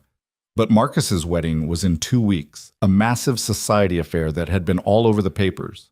The Vale family's eldest son marrying into old money, cementing alliances, putting on a show of legitimacy. And Evelyn was going to crash it. Not for revenge exactly, not even for justice, though that was part of it. She was going because she needed Adrian to see her one more time, needed him to understand what he'd lost, needed to look him in the eye in front of his entire family and their world, and make him face what he'd done. Then she'd decide what to do with her father's code. Margaret thought she was insane. They'll throw you out, her mother said. Or worse. Let them try. Evie, this is dangerous. Everything's dangerous, Mom. At least this way I'm choosing the danger instead of having it choose me. She spent the next 2 weeks preparing. She made herself a dress, not from a pattern, but from her imagination, the kind of original design she'd always dreamed of creating. Midnight blue silk that moved like water, with a neckline that showed her tattoo proudly. It was the most beautiful thing she'd ever made, and she was going to wear it into the lion's den. The night before the wedding, Adrian called. It was the first time she'd heard from him since she'd told him to leave. Evelyn stared at her phone for 5 rings before answering. Hello? Evelyn. His voice sounded rough, tired. I know you don't want to hear from me, but I needed to warn you. Marcus knows about the code. He's going to come after it. Let him. You don't understand. He's dangerous. More dangerous than you realize. I understand perfectly. Evelyn, please. Leave the city for a while. Take your mother and go somewhere safe. I'm not running. Then at least let me protect you. I don't need your protection, Adrian. I never did. She hung up before he could respond. Her hands were shaking, but her resolve was iron solid. Tomorrow she'd walk into that wedding. Tomorrow, everything would change. She just didn't know how much. The cathedral was everything Evelyn had expected, and worse. Gothic stone reaching toward the sky, stained glass windows that probably cost more than her shop's entire building, and a line of luxury cars stretching down Fifth Avenue like a parade of obscene wealth. She stood across the street in her midnight blue dress, watching the elite of New York file inside in their designer gowns and custom tuxedos, and nearly turned around 3 times. But then she thought of her father, thought of the lies, thought of Adrian sitting in her shop day after day, pretending to care while hunting for a secret she hadn't known she carried. She crossed the street. The security at the door was heavy, men in dark suits with earpieces who checked names against a list. Evelyn walked past them like she belonged there, chin up, shoulders back, every inch of her screaming confidence she didn't feel. One of them reached out to stop her. Name? He asked. I'm with the Vale family. Your name, he repeated, his hand on her arm now. Is there a problem? The voice came from behind the guard, sharp and female. Catherine appeared, Marcus's wife, dripping diamonds and disdain. She looked Evelyn up and down, and something like amusement crossed her face. Let her through. Ma'am, she's not on the list. I said let her through. Catherine leaned in close to Evelyn, her smile razor sharp. This should be entertaining. Evelyn walked past the guards and into the cathedral, her heart hammering so hard she thought it might crack her ribs. The interior was even more overwhelming than the outside. Flowers everywhere. White roses, lilies, orchids flown in from somewhere tropical. Hundreds of guests already seated in pews that looked like they'd been hand-carved by master craftsmen. An orchestra tuning up in the balcony. At the altar, Marcus stood in a tuxedo that probably cost what Evelyn made in 6 months, looking smug and self-satisfied. And standing beside him, Adrian. Evelyn's breath caught. She hadn't seen him in 3 weeks, and the sight of him now hit her like a physical blow. He looked tired, shadows under his eyes that makeup couldn't quite hide, but he was still beautiful in that devastating way that had pulled her in from the beginning. As she watched, he scanned the crowd, and his eyes found hers. The color drained from his face. Evelyn didn't look away. She held his gaze as she walked down the side aisle, found an empty seat near the back, and sat down like she had every right to be there. Adrian said something to Marcus, started to move toward her, but Marcus grabbed his arm and pulled him back. The brothers had a brief, heated exchange that Evelyn couldn't hear. Then Adrian stood rigid at the altar, his jaw clenched so tight she could see it from across the cathedral. The ceremony started. The bride appeared in a dress that probably required a team of people to create, all lace and beading and a train that went on forever. The orchestra played. The priest spoke in a voice that echoed off the vaulted ceiling, and Evelyn sat there in her handmade dress, feeling like a bomb about to go off. She waited through the vows, through the rings, through the moment when the priest asked if anyone had objections to this union. She stayed silent, watching, waiting for the right moment. It came during the recessional. Marcus and his new bride were walking back down the aisle, followed by the wedding party, when Evelyn stood up. The movement caught Adrian's eye. He'd been watching her the entire ceremony, and something in her expression must have told him what was about to happen because he started pushing through the crowd, but he was too slow. "Excuse me," Evelyn called out, her voice cutting through the organ music. "I'm looking for someone." The music stopped. Hundreds of heads turned. Marcus froze halfway down the aisle. "I'm looking for Margaret Hart," Evelyn continued, walking into the center aisle now. "She's my mother. She should be here, but I don't see her." "Young lady," the priest started, but Evelyn ignored him. "She made my dress," Evelyn said, running her hands down the silk. "Stayed up 3 nights straight to finish it because her hands hurt too much to work during the day. She wanted to be here to see me wear it. I told her she was invited." "You weren't invited," Marcus said coldly. "No, but I was told I was part of this family now." That's what Adrian said. Evelyn looked at Adrian, who'd stopped a few feet away, his face stricken. You said I belonged wherever you were. Remember? Evelyn, please, Adrian said quietly. Please what? Please don't make a scene. Please don't embarrass you in front of all your important friends. She laughed, bitter and sharp. Where's my mother, Adrian? He didn't answer. Evelyn turned to scan the crowd. Is Margaret Hart here? Anyone? Silence. Evelyn felt something cold settle in her chest. She'd suspected, but having it confirmed was different. She's not here, Catherine said from somewhere in the crowd, sounding delighted. We couldn't have her at the cathedral. Look at this place. Look at these people. Did you really think we'd let some seamstress from Queens sit among our guests? Catherine, shut up, Adrian snapped. Why? Someone needs to tell her the truth. Catherine stood up, magnificent in her cruelty. Your mother wasn't invited, dear. She was never going to be invited. We sent security to turn her away at the door. She's probably sitting on the steps outside right now, if she hasn't left already. The words hit Evelyn like slaps. Her mother, outside, alone, turned away like she was nothing. You knew, Evelyn said, looking at Adrian. You knew they were going to do that. I tried to stop it, but you didn't.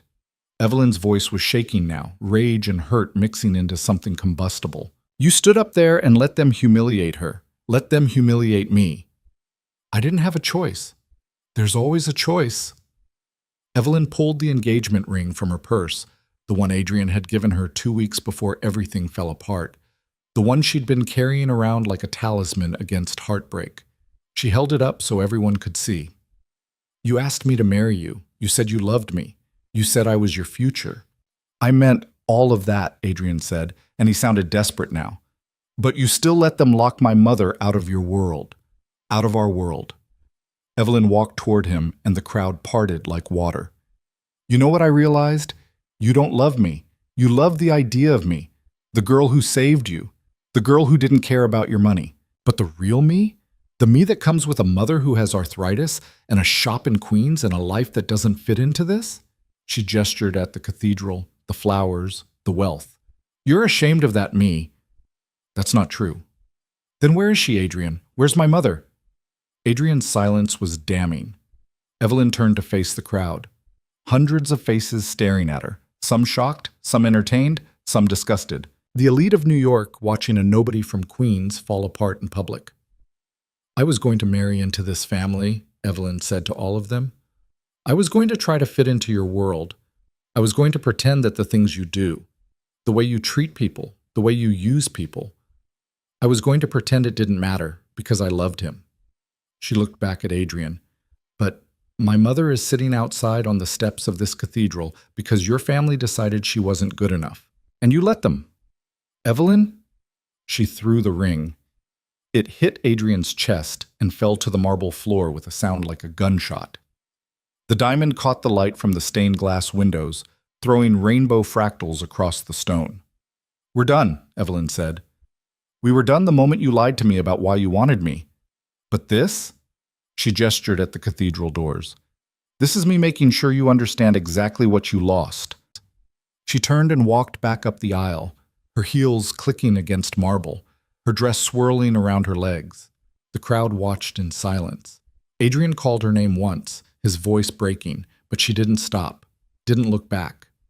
The cathedral doors opened, and there, sitting on the stone steps with her swollen hands folded in her lap, wearing a dress she'd made herself that was beautiful and completely out of place, was Margaret. Evelyn's mother looked up as the doors opened. Her eyes were red, but she wasn't crying anymore. I'm sorry, baby, Margaret said. I tried to get in, but they said... I know what they said. Evelyn sat down beside her mother on the cold stone steps. And I just told all of them exactly what I thought about it. Oh, Evie, what did you do? What you raised me to do. I stood up for us. Margaret took her daughter's hand, careful of her aching joints. Your dress is beautiful. You made it beautiful. They sat there together on the cathedral steps while inside the wedding reception presumably continued. Evelyn could hear muffled music, voices, the sound of a party she was no longer part of. She didn't care. Let's go home, she said.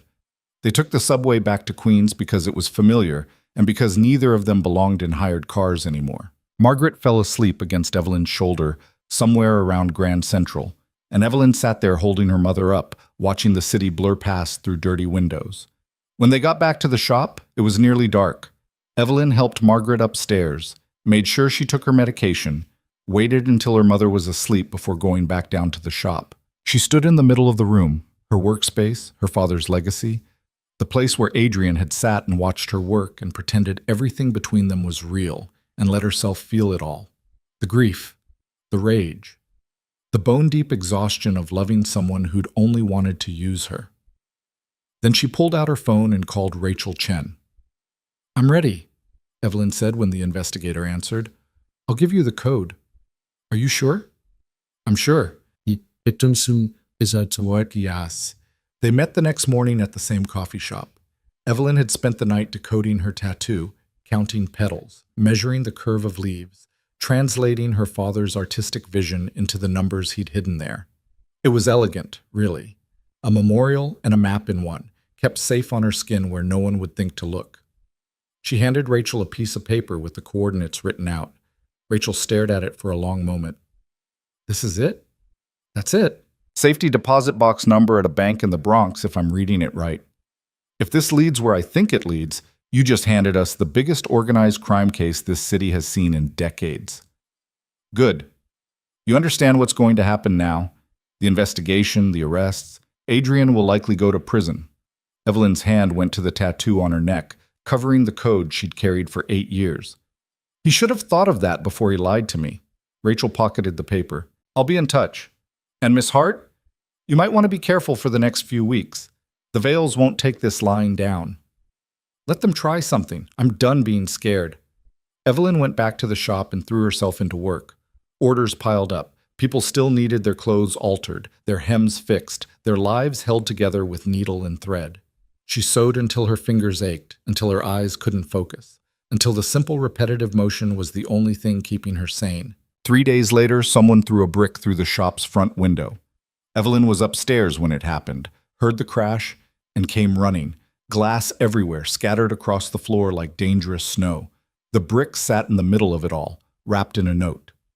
"Give us what we want, or next time it's you." Margaret found her standing there staring at the damage. "We need to call the police," her mother said. "And tell them what? That my ex-boyfriend's criminal family is threatening us?" Evelyn picked up the brick, turned it over in her hands. "They own half the police in this city." "Then what do we do?" Before Evelyn could answer, 3 black SUVs pulled up outside.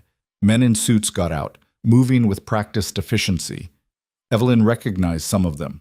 Marcus's people, the same ones who'd been at the wedding. Her blood ran cold. "Mom, go upstairs.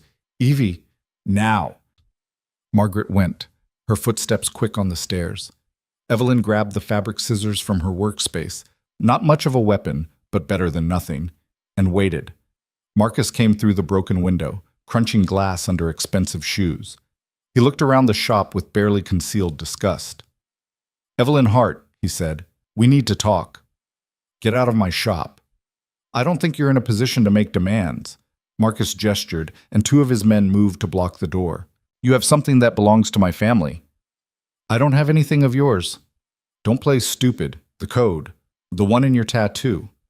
Hand it over, and we'll pretend this whole unfortunate situation never happened." "I already gave it to the police." Marcus went very still. "You what?" "I gave it to an investigator. They're probably opening the safety deposit box right now, finding all the evidence my father collected about your family's crimes. The money laundering, the bid rigging, the murders." Evelyn smiled without humor. "You're finished?" For a moment, Marcus just stared at her. Then he laughed, sharp and cruel. "You stupid girl, you have no idea what you've just done." "I know exactly what I did. I got justice for my father." "Your father was a fool who stuck his nose where it didn't belong. Just like you." Marcus nodded to his men. "Trash the place. Maybe that'll teach her about consequences."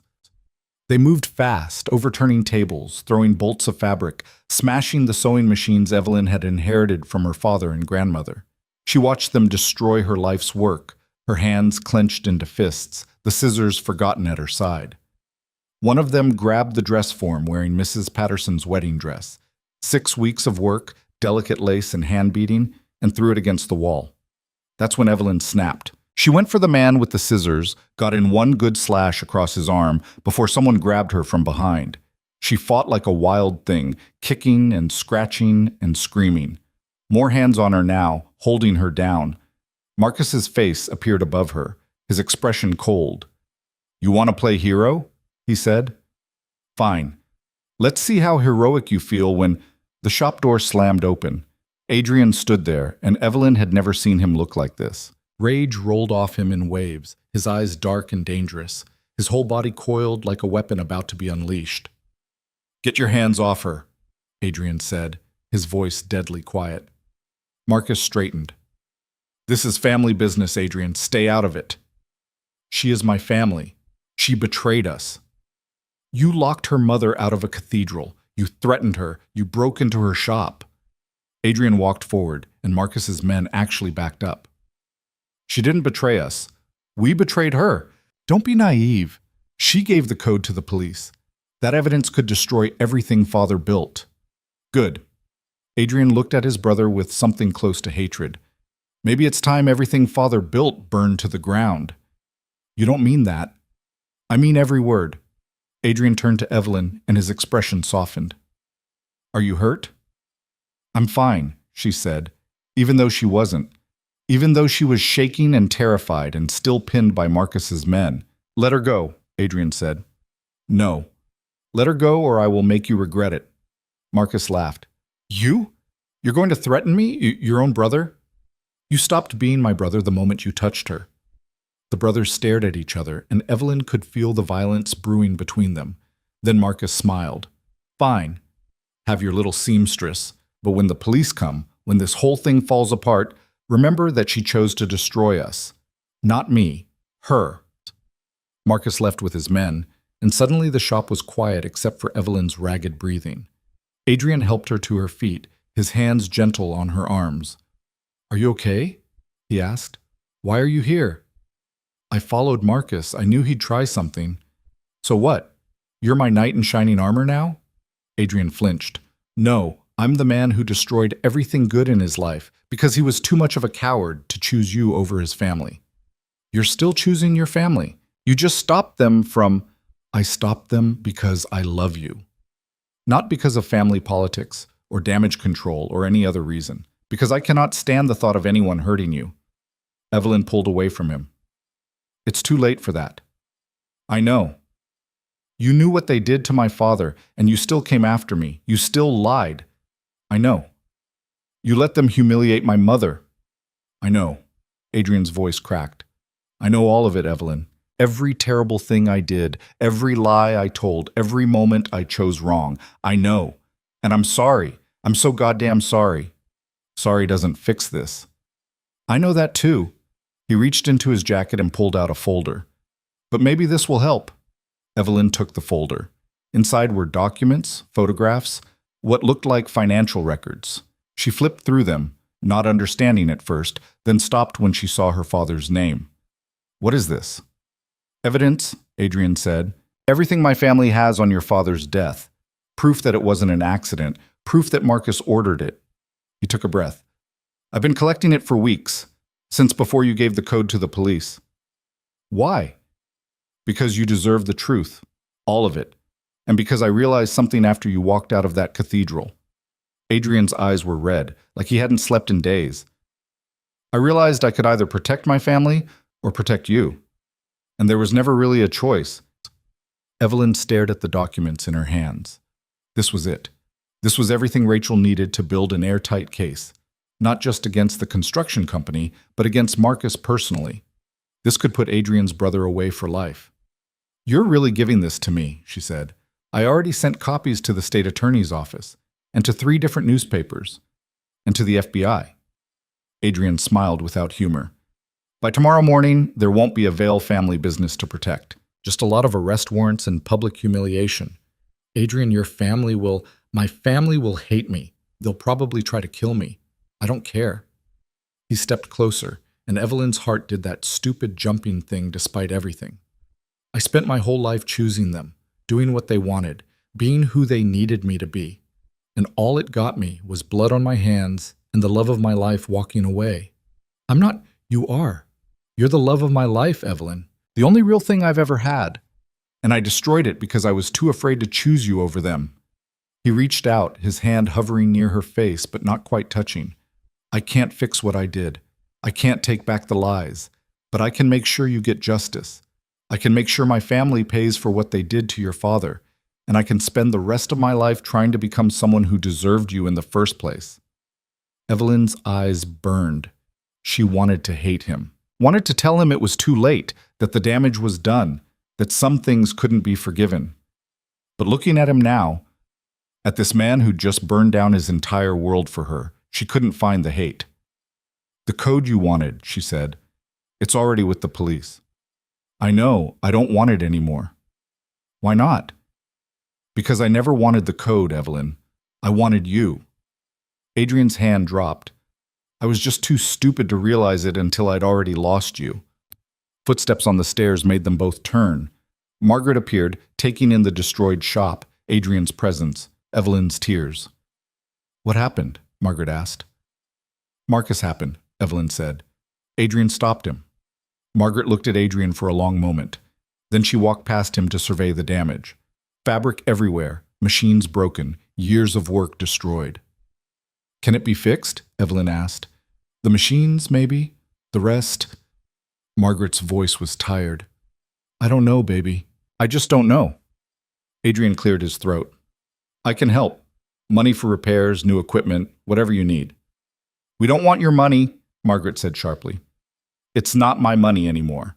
I signed everything over to a trust this morning. For victims of my family's crimes, you qualify. You did what? Evelyn asked. I liquidated my personal accounts and put it all in a trust. For reparations. For the families of the men who died in that construction accident. For people the Vale family business hurt. He looked at Evelyn. Your father's case will be first in line.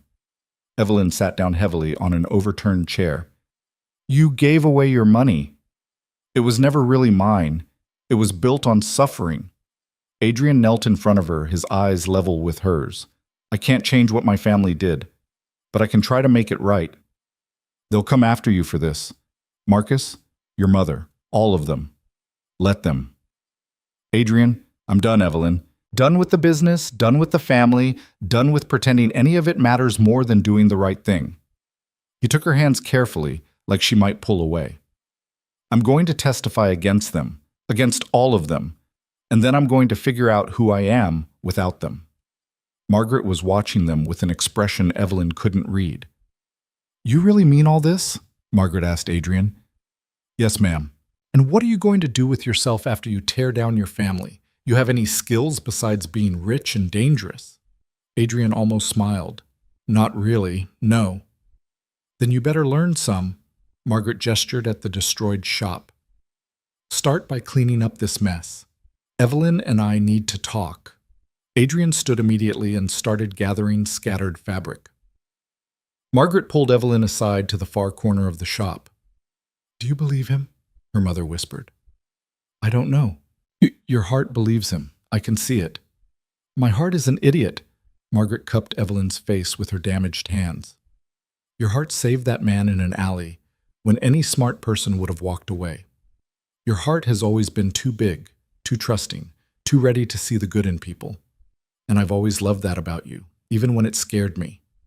Mom, but this time, baby, you need to be sure. Because if you forgive him, if you let him back in, you're betting everything on him being different, on him actually changing. And people don't change easy.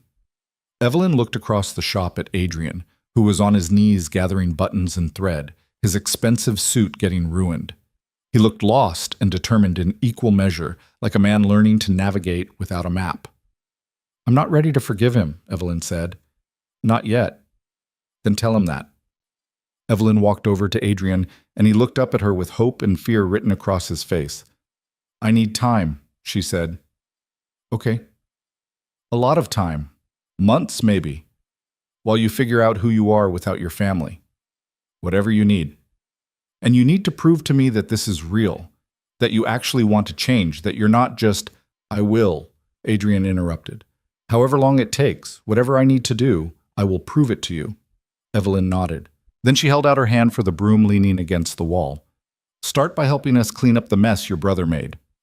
Adrian took the broom and got to work. Adrian showed up the next morning at 7 with coffee and a toolbox he'd clearly never used before.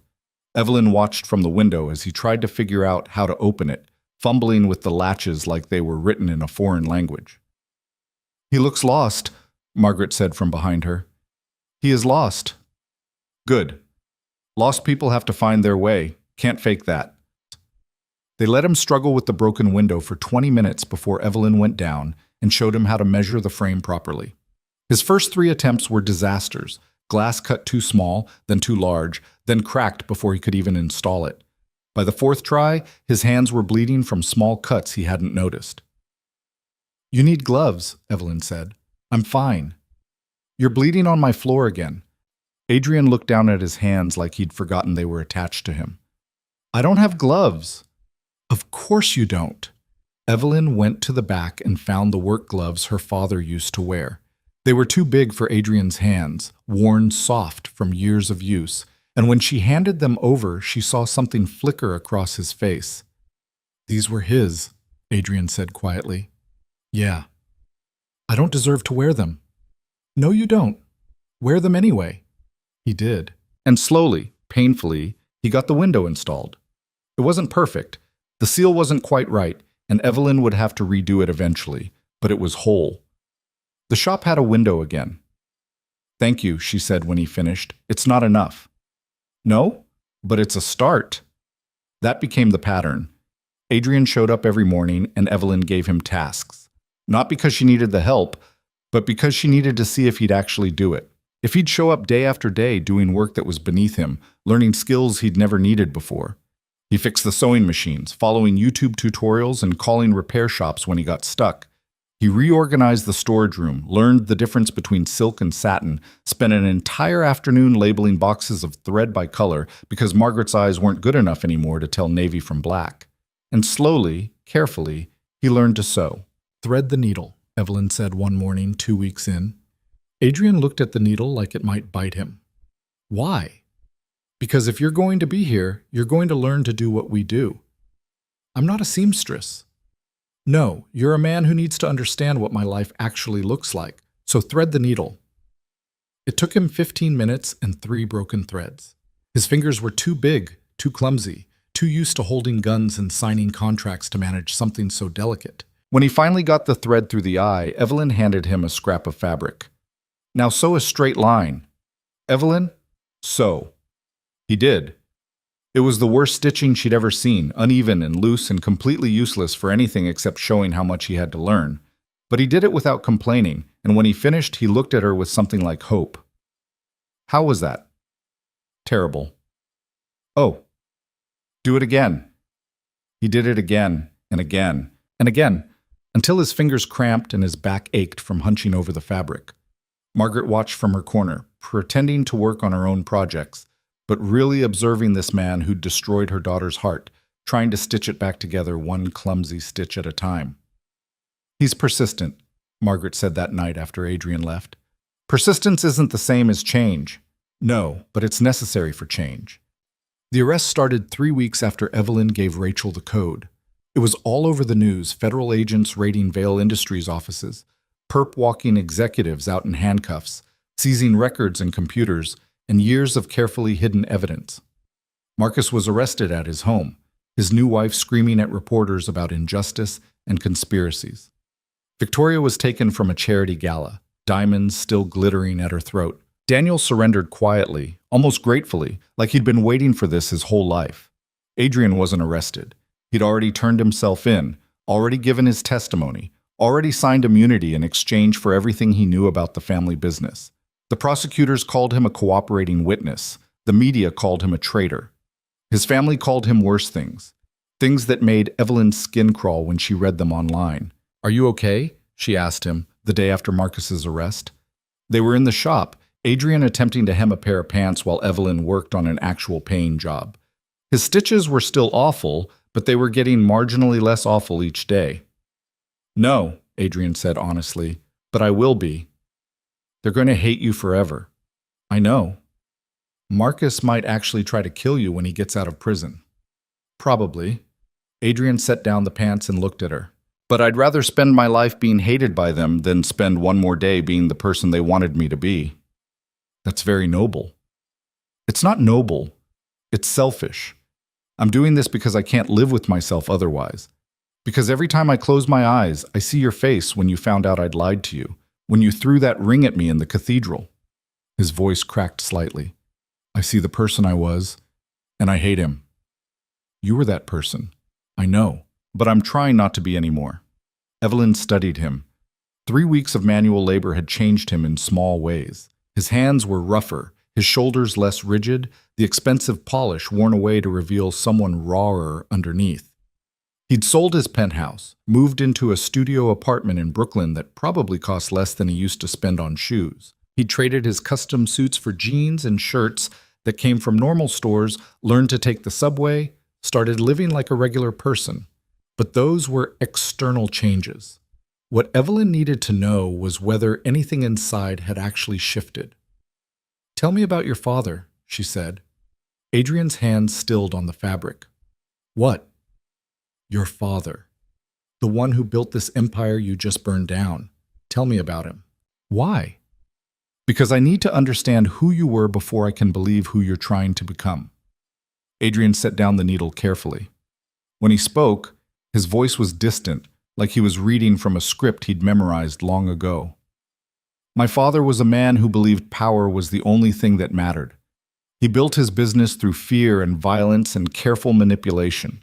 He taught us, me and Marcus and Daniel, that people were either useful or obstacles, that love was weakness, that family meant loyalty to the business above everything else. And you believed him.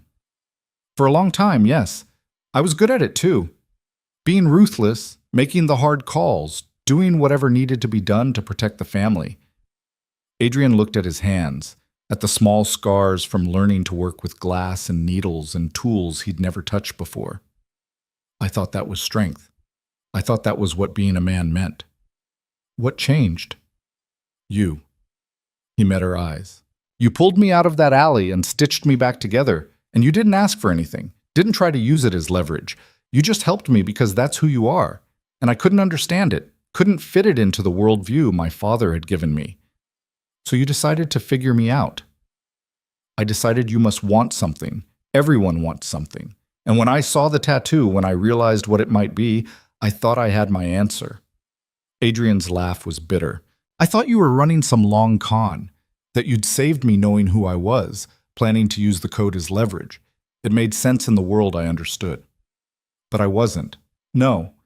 You were just a person trying to survive, trying to take care of your mother, trying to honor your father's memory by keeping his shop alive. He shook his head. You were real in a way I'd never encountered before, and I didn't know what to do with that. So you lied. So I lied. Because lying was easier than admitting I'd found something I couldn't manipulate or control or buy. Something that actually mattered. Evelyn's throat felt tight. And now? Now I'm trying to learn what you already know. That people aren't transactions. That strength isn't the same as cruelty. That the things worth having are the things you can't take by force. Those are nice words, Adrian. I know they're just words. That's why I'm here every day, trying to turn them into actions. He picked up the needle again, threaded it with hands that shook slightly. I don't expect you to forgive me. I don't expect you to take me back. I just need you to see that I'm trying. I see it, Evelyn said softly. And she did. But seeing someone try and trusting that the change would last were different things entirely. The trial started in October. Evelyn was called to testify about her father, about the code, about everything she'd learned and lost. She sat in the witness box and told the truth to a room full of strangers, while Marcus stared at her with eyes full of poison. Adrian testified too. He spent 3 days on the stand, laying out the family business in detail, the money laundering, the construction fraud, the bribes and threats, and carefully orchestrated accidents. The defense attorneys tried to break him, suggested he was lying to save himself, painted him as a traitor and a coward. Adrian took it all without flinching. And when they asked him why he'd turned on his family, He looked directly at Evelyn in the gallery and said, "Because they taught me that power was more important than people, and I finally met someone who showed me how wrong that was." The media had a field day with that. Evelyn's face was all over the news. The seamstress who'd brought down a crime empire. The woman who'd stolen a mobster's heart and convinced him to betray his family. Reporters camped outside the shop. Strangers recognized her on the street. Someone even offered her a book deal, like her father's death and her broken heart were just a story to be sold. She turned it all down and kept sewing. Margaret's hands got worse. The arthritis that had been manageable became debilitating, until some days she couldn't hold a needle at all. Evelyn hired help with money from the victim's trust Adrian had set up, a young woman named Sarah who was learning the trade and didn't mind working in a shop that was famous for all the wrong reasons. And Adrian kept coming. He was there when the verdict came in, guilty on all counts for Marcus, for Victoria, for half a dozen executives who thought they were untouchable. He was there when Evelyn finally broke down crying, not from joy, but from exhaustion and grief and the weight of carrying her father's secret for so many years. He held her while she sobbed, didn't try to fix it or make it better, just let her fall apart in the back room of the shop while Margaret and Sarah kept customers away. "I miss him," Evelyn said into Adrian's shoulder. "I miss my dad so much, and I thought getting justice would make it hurt less, but it doesn't. I know. It just feels empty." Justice usually does. It's not about feeling better. It's just about making sure the people who did wrong face consequences. Is that what you tell yourself? About your family? Adrian pulled back enough to look at her. "I tell myself that I can't change what they did. I can only change what I do, and I choose to be someone my father would have hated." "He would have hated me too," Evelyn said. "Good. That means we're doing something right." 6 months after the trial, Adrian still came to the shop every day. His sewing had progressed from terrible to merely bad. He could hem pants without making them look like they'd been attacked by a drunk child. He could replace buttons and fix torn seams and do basic alterations that Evelyn didn't have to redo completely. Margaret had stopped glaring at him around month 4. By month 5, she was teaching him the difference between basting and running stitch. By month 6, she'd started calling him by his name instead of "that man." "He's growing on me," Margaret admitted one night. "Like a fungus?" "Like someone who actually gives a damn about my daughter." Margaret's swollen fingers wrapped around her teacup. "I'm not saying forgive him. I'm just saying I see the work he's putting in." Work isn't the same as change. "No, but you can't have change without work." Evelyn knew her mother was right. She could see the changes in Adrian, real ones, not just surface adjustments. The way he listened now instead of assuming he knew best. The way he asked questions instead of giving orders. The way he'd learned to sit with discomfort instead of trying to control his way out of it. But there was still a wall between them, a barrier built from lies and betrayal that Evelyn didn't know how to dismantle, even when she wanted to. It came down on a random Tuesday in April. Evelyn was working on a wedding dress for a bride who wanted something simple but elegant. She'd been sketching designs for weeks, trying to capture what the woman had described. Something that felt like home, like love, like the beginning of something real. Adrian was in the corner working on what had become his project, a quilt made from fabric scraps, each piece from a different job the shop had done over the past year. It was painstaking work, requiring precision and patience and 1,000 tiny stitches that had to be exactly right. "Why are you doing this?" Evelyn asked, watching him work. "The quilt? Because you said I needed to understand what matters about this work. And it's not just the finished product, it's the care, the attention to small things, the way each piece connects to make something whole." That's very philosophical for someone who couldn't thread a needle 6 months ago. Adrian smiled. "I had a good teacher. I'm a terrible teacher. I just yell at you when you mess up. You push me to do better. That's not the same as being terrible." He set down the quilt and looked at her. "Can I ask you something?"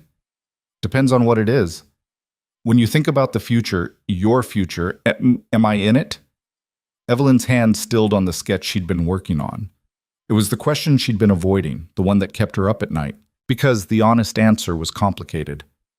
"I don't know," she said finally. "That's fair. I want you to be, but I don't know if I can trust that this version of you is permanent. What happens when things get hard? When your family gets out of prison and comes after you, when the novelty of playing seamstress wears off. This isn't novelty. How do I know that? Adrian stood up and crossed to her workspace. He held out his hands, and Evelyn saw the evidence of 6 months of labor. Calluses from holding needles, scars from broken glass and sharp scissors, fingertips worn rough from fabric. These hands used to sign off on people getting hurt, he said. Used to count money that came from suffering. Used to do things I'm ashamed of. Now they make things. They fix things. They're learning to create instead of destroy. He lowered his hands. That's not novelty.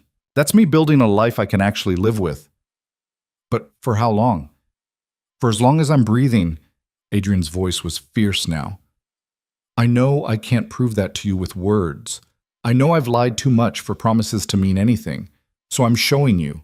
Every day, I'm showing you that I'm different, that I'm choosing this life, this work, this version of myself that you helped me find. I didn't find it for you. You had to do that yourself. I know, but you made me want to look. He took a breath. I love you, Evelyn. I've loved you since you told me to stop being an idiot and let you stitch me back together. And I will spend the rest of my life proving that love is real if that's what it takes. Evelyn looked at him, really looked at him.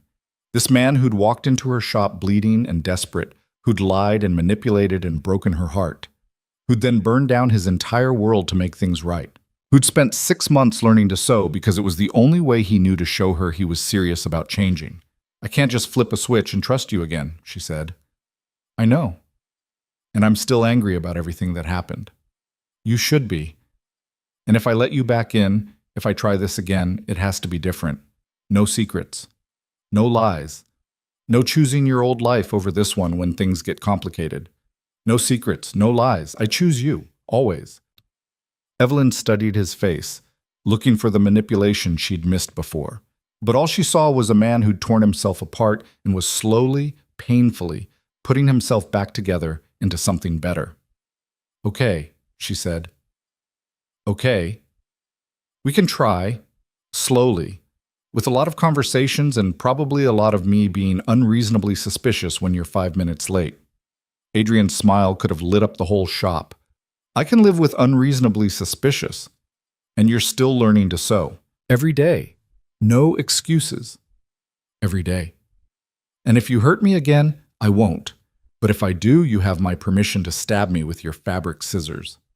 Evelyn laughed despite herself. That's not funny. It's a little funny. She kissed him then. Not like the first time, desperate and new. Not like the times before everything fell apart, when she'd still believed the fairy tale.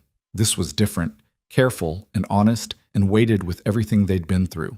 When they pulled apart, Adrian rested his forehead against hers. I'm going to spend the rest of my life making this up to you, he said. Good. I'm going to hold you to that. They got married 8 months later. Not in a cathedral with hundreds of guests and flowers that cost more than cars. In the shop, with Margaret officiating using a certificate she'd gotten online, and Sarah as the witness, and a handful of neighbors who'd watched the whole saga unfold from their stoops and windows. Evelyn wore a dress she and her mother had made together. Margaret cutting the pattern with shaking hands while Evelyn did the sewing, both of them working in the quiet companionship they'd perfected over the years. It was simple and beautiful and entirely theirs. Adrian wore a suit he'd altered himself. The stitches weren't perfect. Evelyn had made him redo the left sleeve twice, but they were his work, his hands, his attempt at creating something rather than destroying it. You look nervous, Evelyn said as they stood in the middle of the shop, surrounded by bolts of fabric and the hum of sewing machines. I am nervous. Why? We've already done the hard part. The hard part was earning my way back. This is me promising not to screw it up again. You probably will screw it up. We both will. That's what people do. Adrian took her hands. Then I promise to fix it when I screw up. To tell you the truth, even when it's hard. To choose you in this life every single day. I can work with that. Margaret pronounced them married, and the small gathering erupted in applause. Adrian kissed his wife in the shop where they'd met, where he'd learned to thread a needle, where he'd slowly transformed from the man who'd lied to her into someone who could stand beside her honestly. The reception was in the same place. Folding chairs and food from the bodega, music from someone's phone speaker, dancing between the cutting tables. It was nothing like the society wedding that had almost happened, the one in the cathedral with the locked doors and the humiliation. It was better. Rachel Chen showed up with a gift, a framed photo of Evelyn's father standing in front of the shop, young and smiling before the world had broken him. "Thought you should have this," Rachel said. "For what it's worth, I think he'd be proud of you."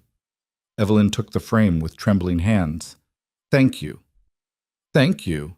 That evidence you gave us didn't just take down the veils. We've used it to build cases against a dozen other organizations. Your father's work is still saving lives." After Rachel left, Evelyn set the photo on the shop counter where she could see it while she worked. Her father, forever young, forever smiling, forever the man who'd taught her to sew and to care and to fight for what mattered. "I wish he could be here," she said to Adrian later when the party had wound down and it was just the two of them cleaning up paper plates and plastic cups. "Me too, though he probably would have punched me. Multiple times. I would have deserved it." Adrian picked up the photo, studied it. "I can't change what my family did to him. Can't bring him back or give you those years with him. All I can do is try to be the kind of man who would have been worthy of walking his daughter down the aisle." "You're getting there." "Just getting there?" Evelyn took the frame from him and set it back on the counter. "You've got the rest of your life to finish the journey." They left for their honeymoon the next day. A road trip to nowhere in particular, staying in cheap motels and eating at diners, living like normal people because that's what they were now. Just two people who'd found each other in the worst way possible and decided to build something real anyway. When they got back 2 weeks later, the shop was waiting. Margaret had kept things running with Sarah's help, and there was a pile of orders that needed attention. Adrian rolled up his sleeves and got to work alongside Evelyn, their hands moving in a rhythm they'd developed over months of working side by side. "This is it," Adrian said during a quiet moment, looking around the small shop that had become his whole world. "This is the life I want. Sewing hems and fixing broken zippers. Building something that matters with the person I love." Evelyn leaned against him, felt the solid warmth of him, the realness of this moment and this life. "It's not glamorous. It's honest. That's better than glamorous." And it was. Some days were hard. Margaret's health declined slowly but steadily, and eventually they had to hire more help. Adrian's family sent threats from prison, bitter messages about betrayal and revenge. The shop struggled financially sometimes, and there were nights when Evelyn lay awake wondering if they'd make rent. But they did make rent. Every month, somehow, they made it work. Adrian took on side jobs doing alterations for other shops, building a reputation as someone reliable. Evelyn's original design started getting attention, small commissions at first, then larger ones. They expanded into the empty storefront next door, hired 3 more seamstresses, turned heart and daughter into something bigger while keeping the heart of it the same. And every night, Adrian came home to the apartment above the shop, the one he'd moved into a year after the wedding, the one that was cramped and loud and nothing like the penthouse he'd left behind, and helped Evelyn make dinner in their tiny kitchen while they talked about their day. "Mrs. Patterson's daughter is getting married," Evelyn said one night 3 years in. "She wants me to design her dress." "The same Mrs. Patterson whose dress got destroyed when Marcus trashed the shop?" "The same one. She said she trusts me because I rebuilt after everything fell apart. She wants that same resilience for her daughter's marriage." Adrian pulled Evelyn close, wrapped his arms around her waist.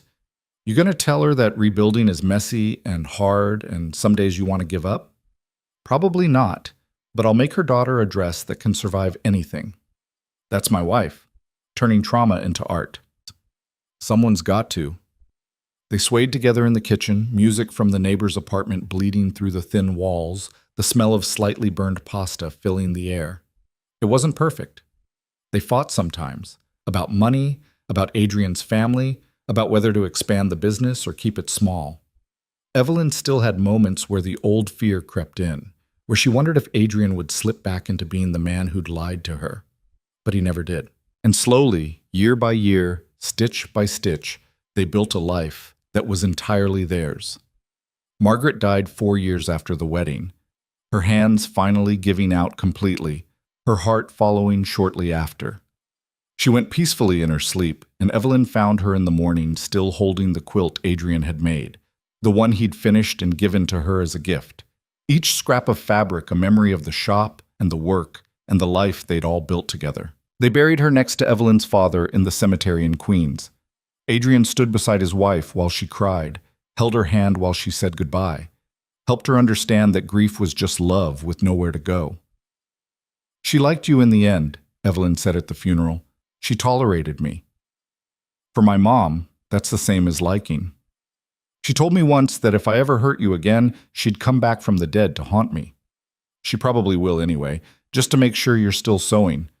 Adrian smiled through his own tears. "I wouldn't have it any other way." They renamed the shop after that. Not Heart and Daughter anymore, but something new that honored where they'd been and where they were going. The sign went up on a Saturday morning, Heart and Veil Tailoring, with Margaret's name in small letters underneath, a memorial and a promise. On the 10-year anniversary of the night Evelyn had pulled Adrian from that alley, they sat on the shop floor after closing and looked at everything they'd built. The business had grown but stayed grounded. They employed 12 people now, mostly women from the neighborhood who needed work and training.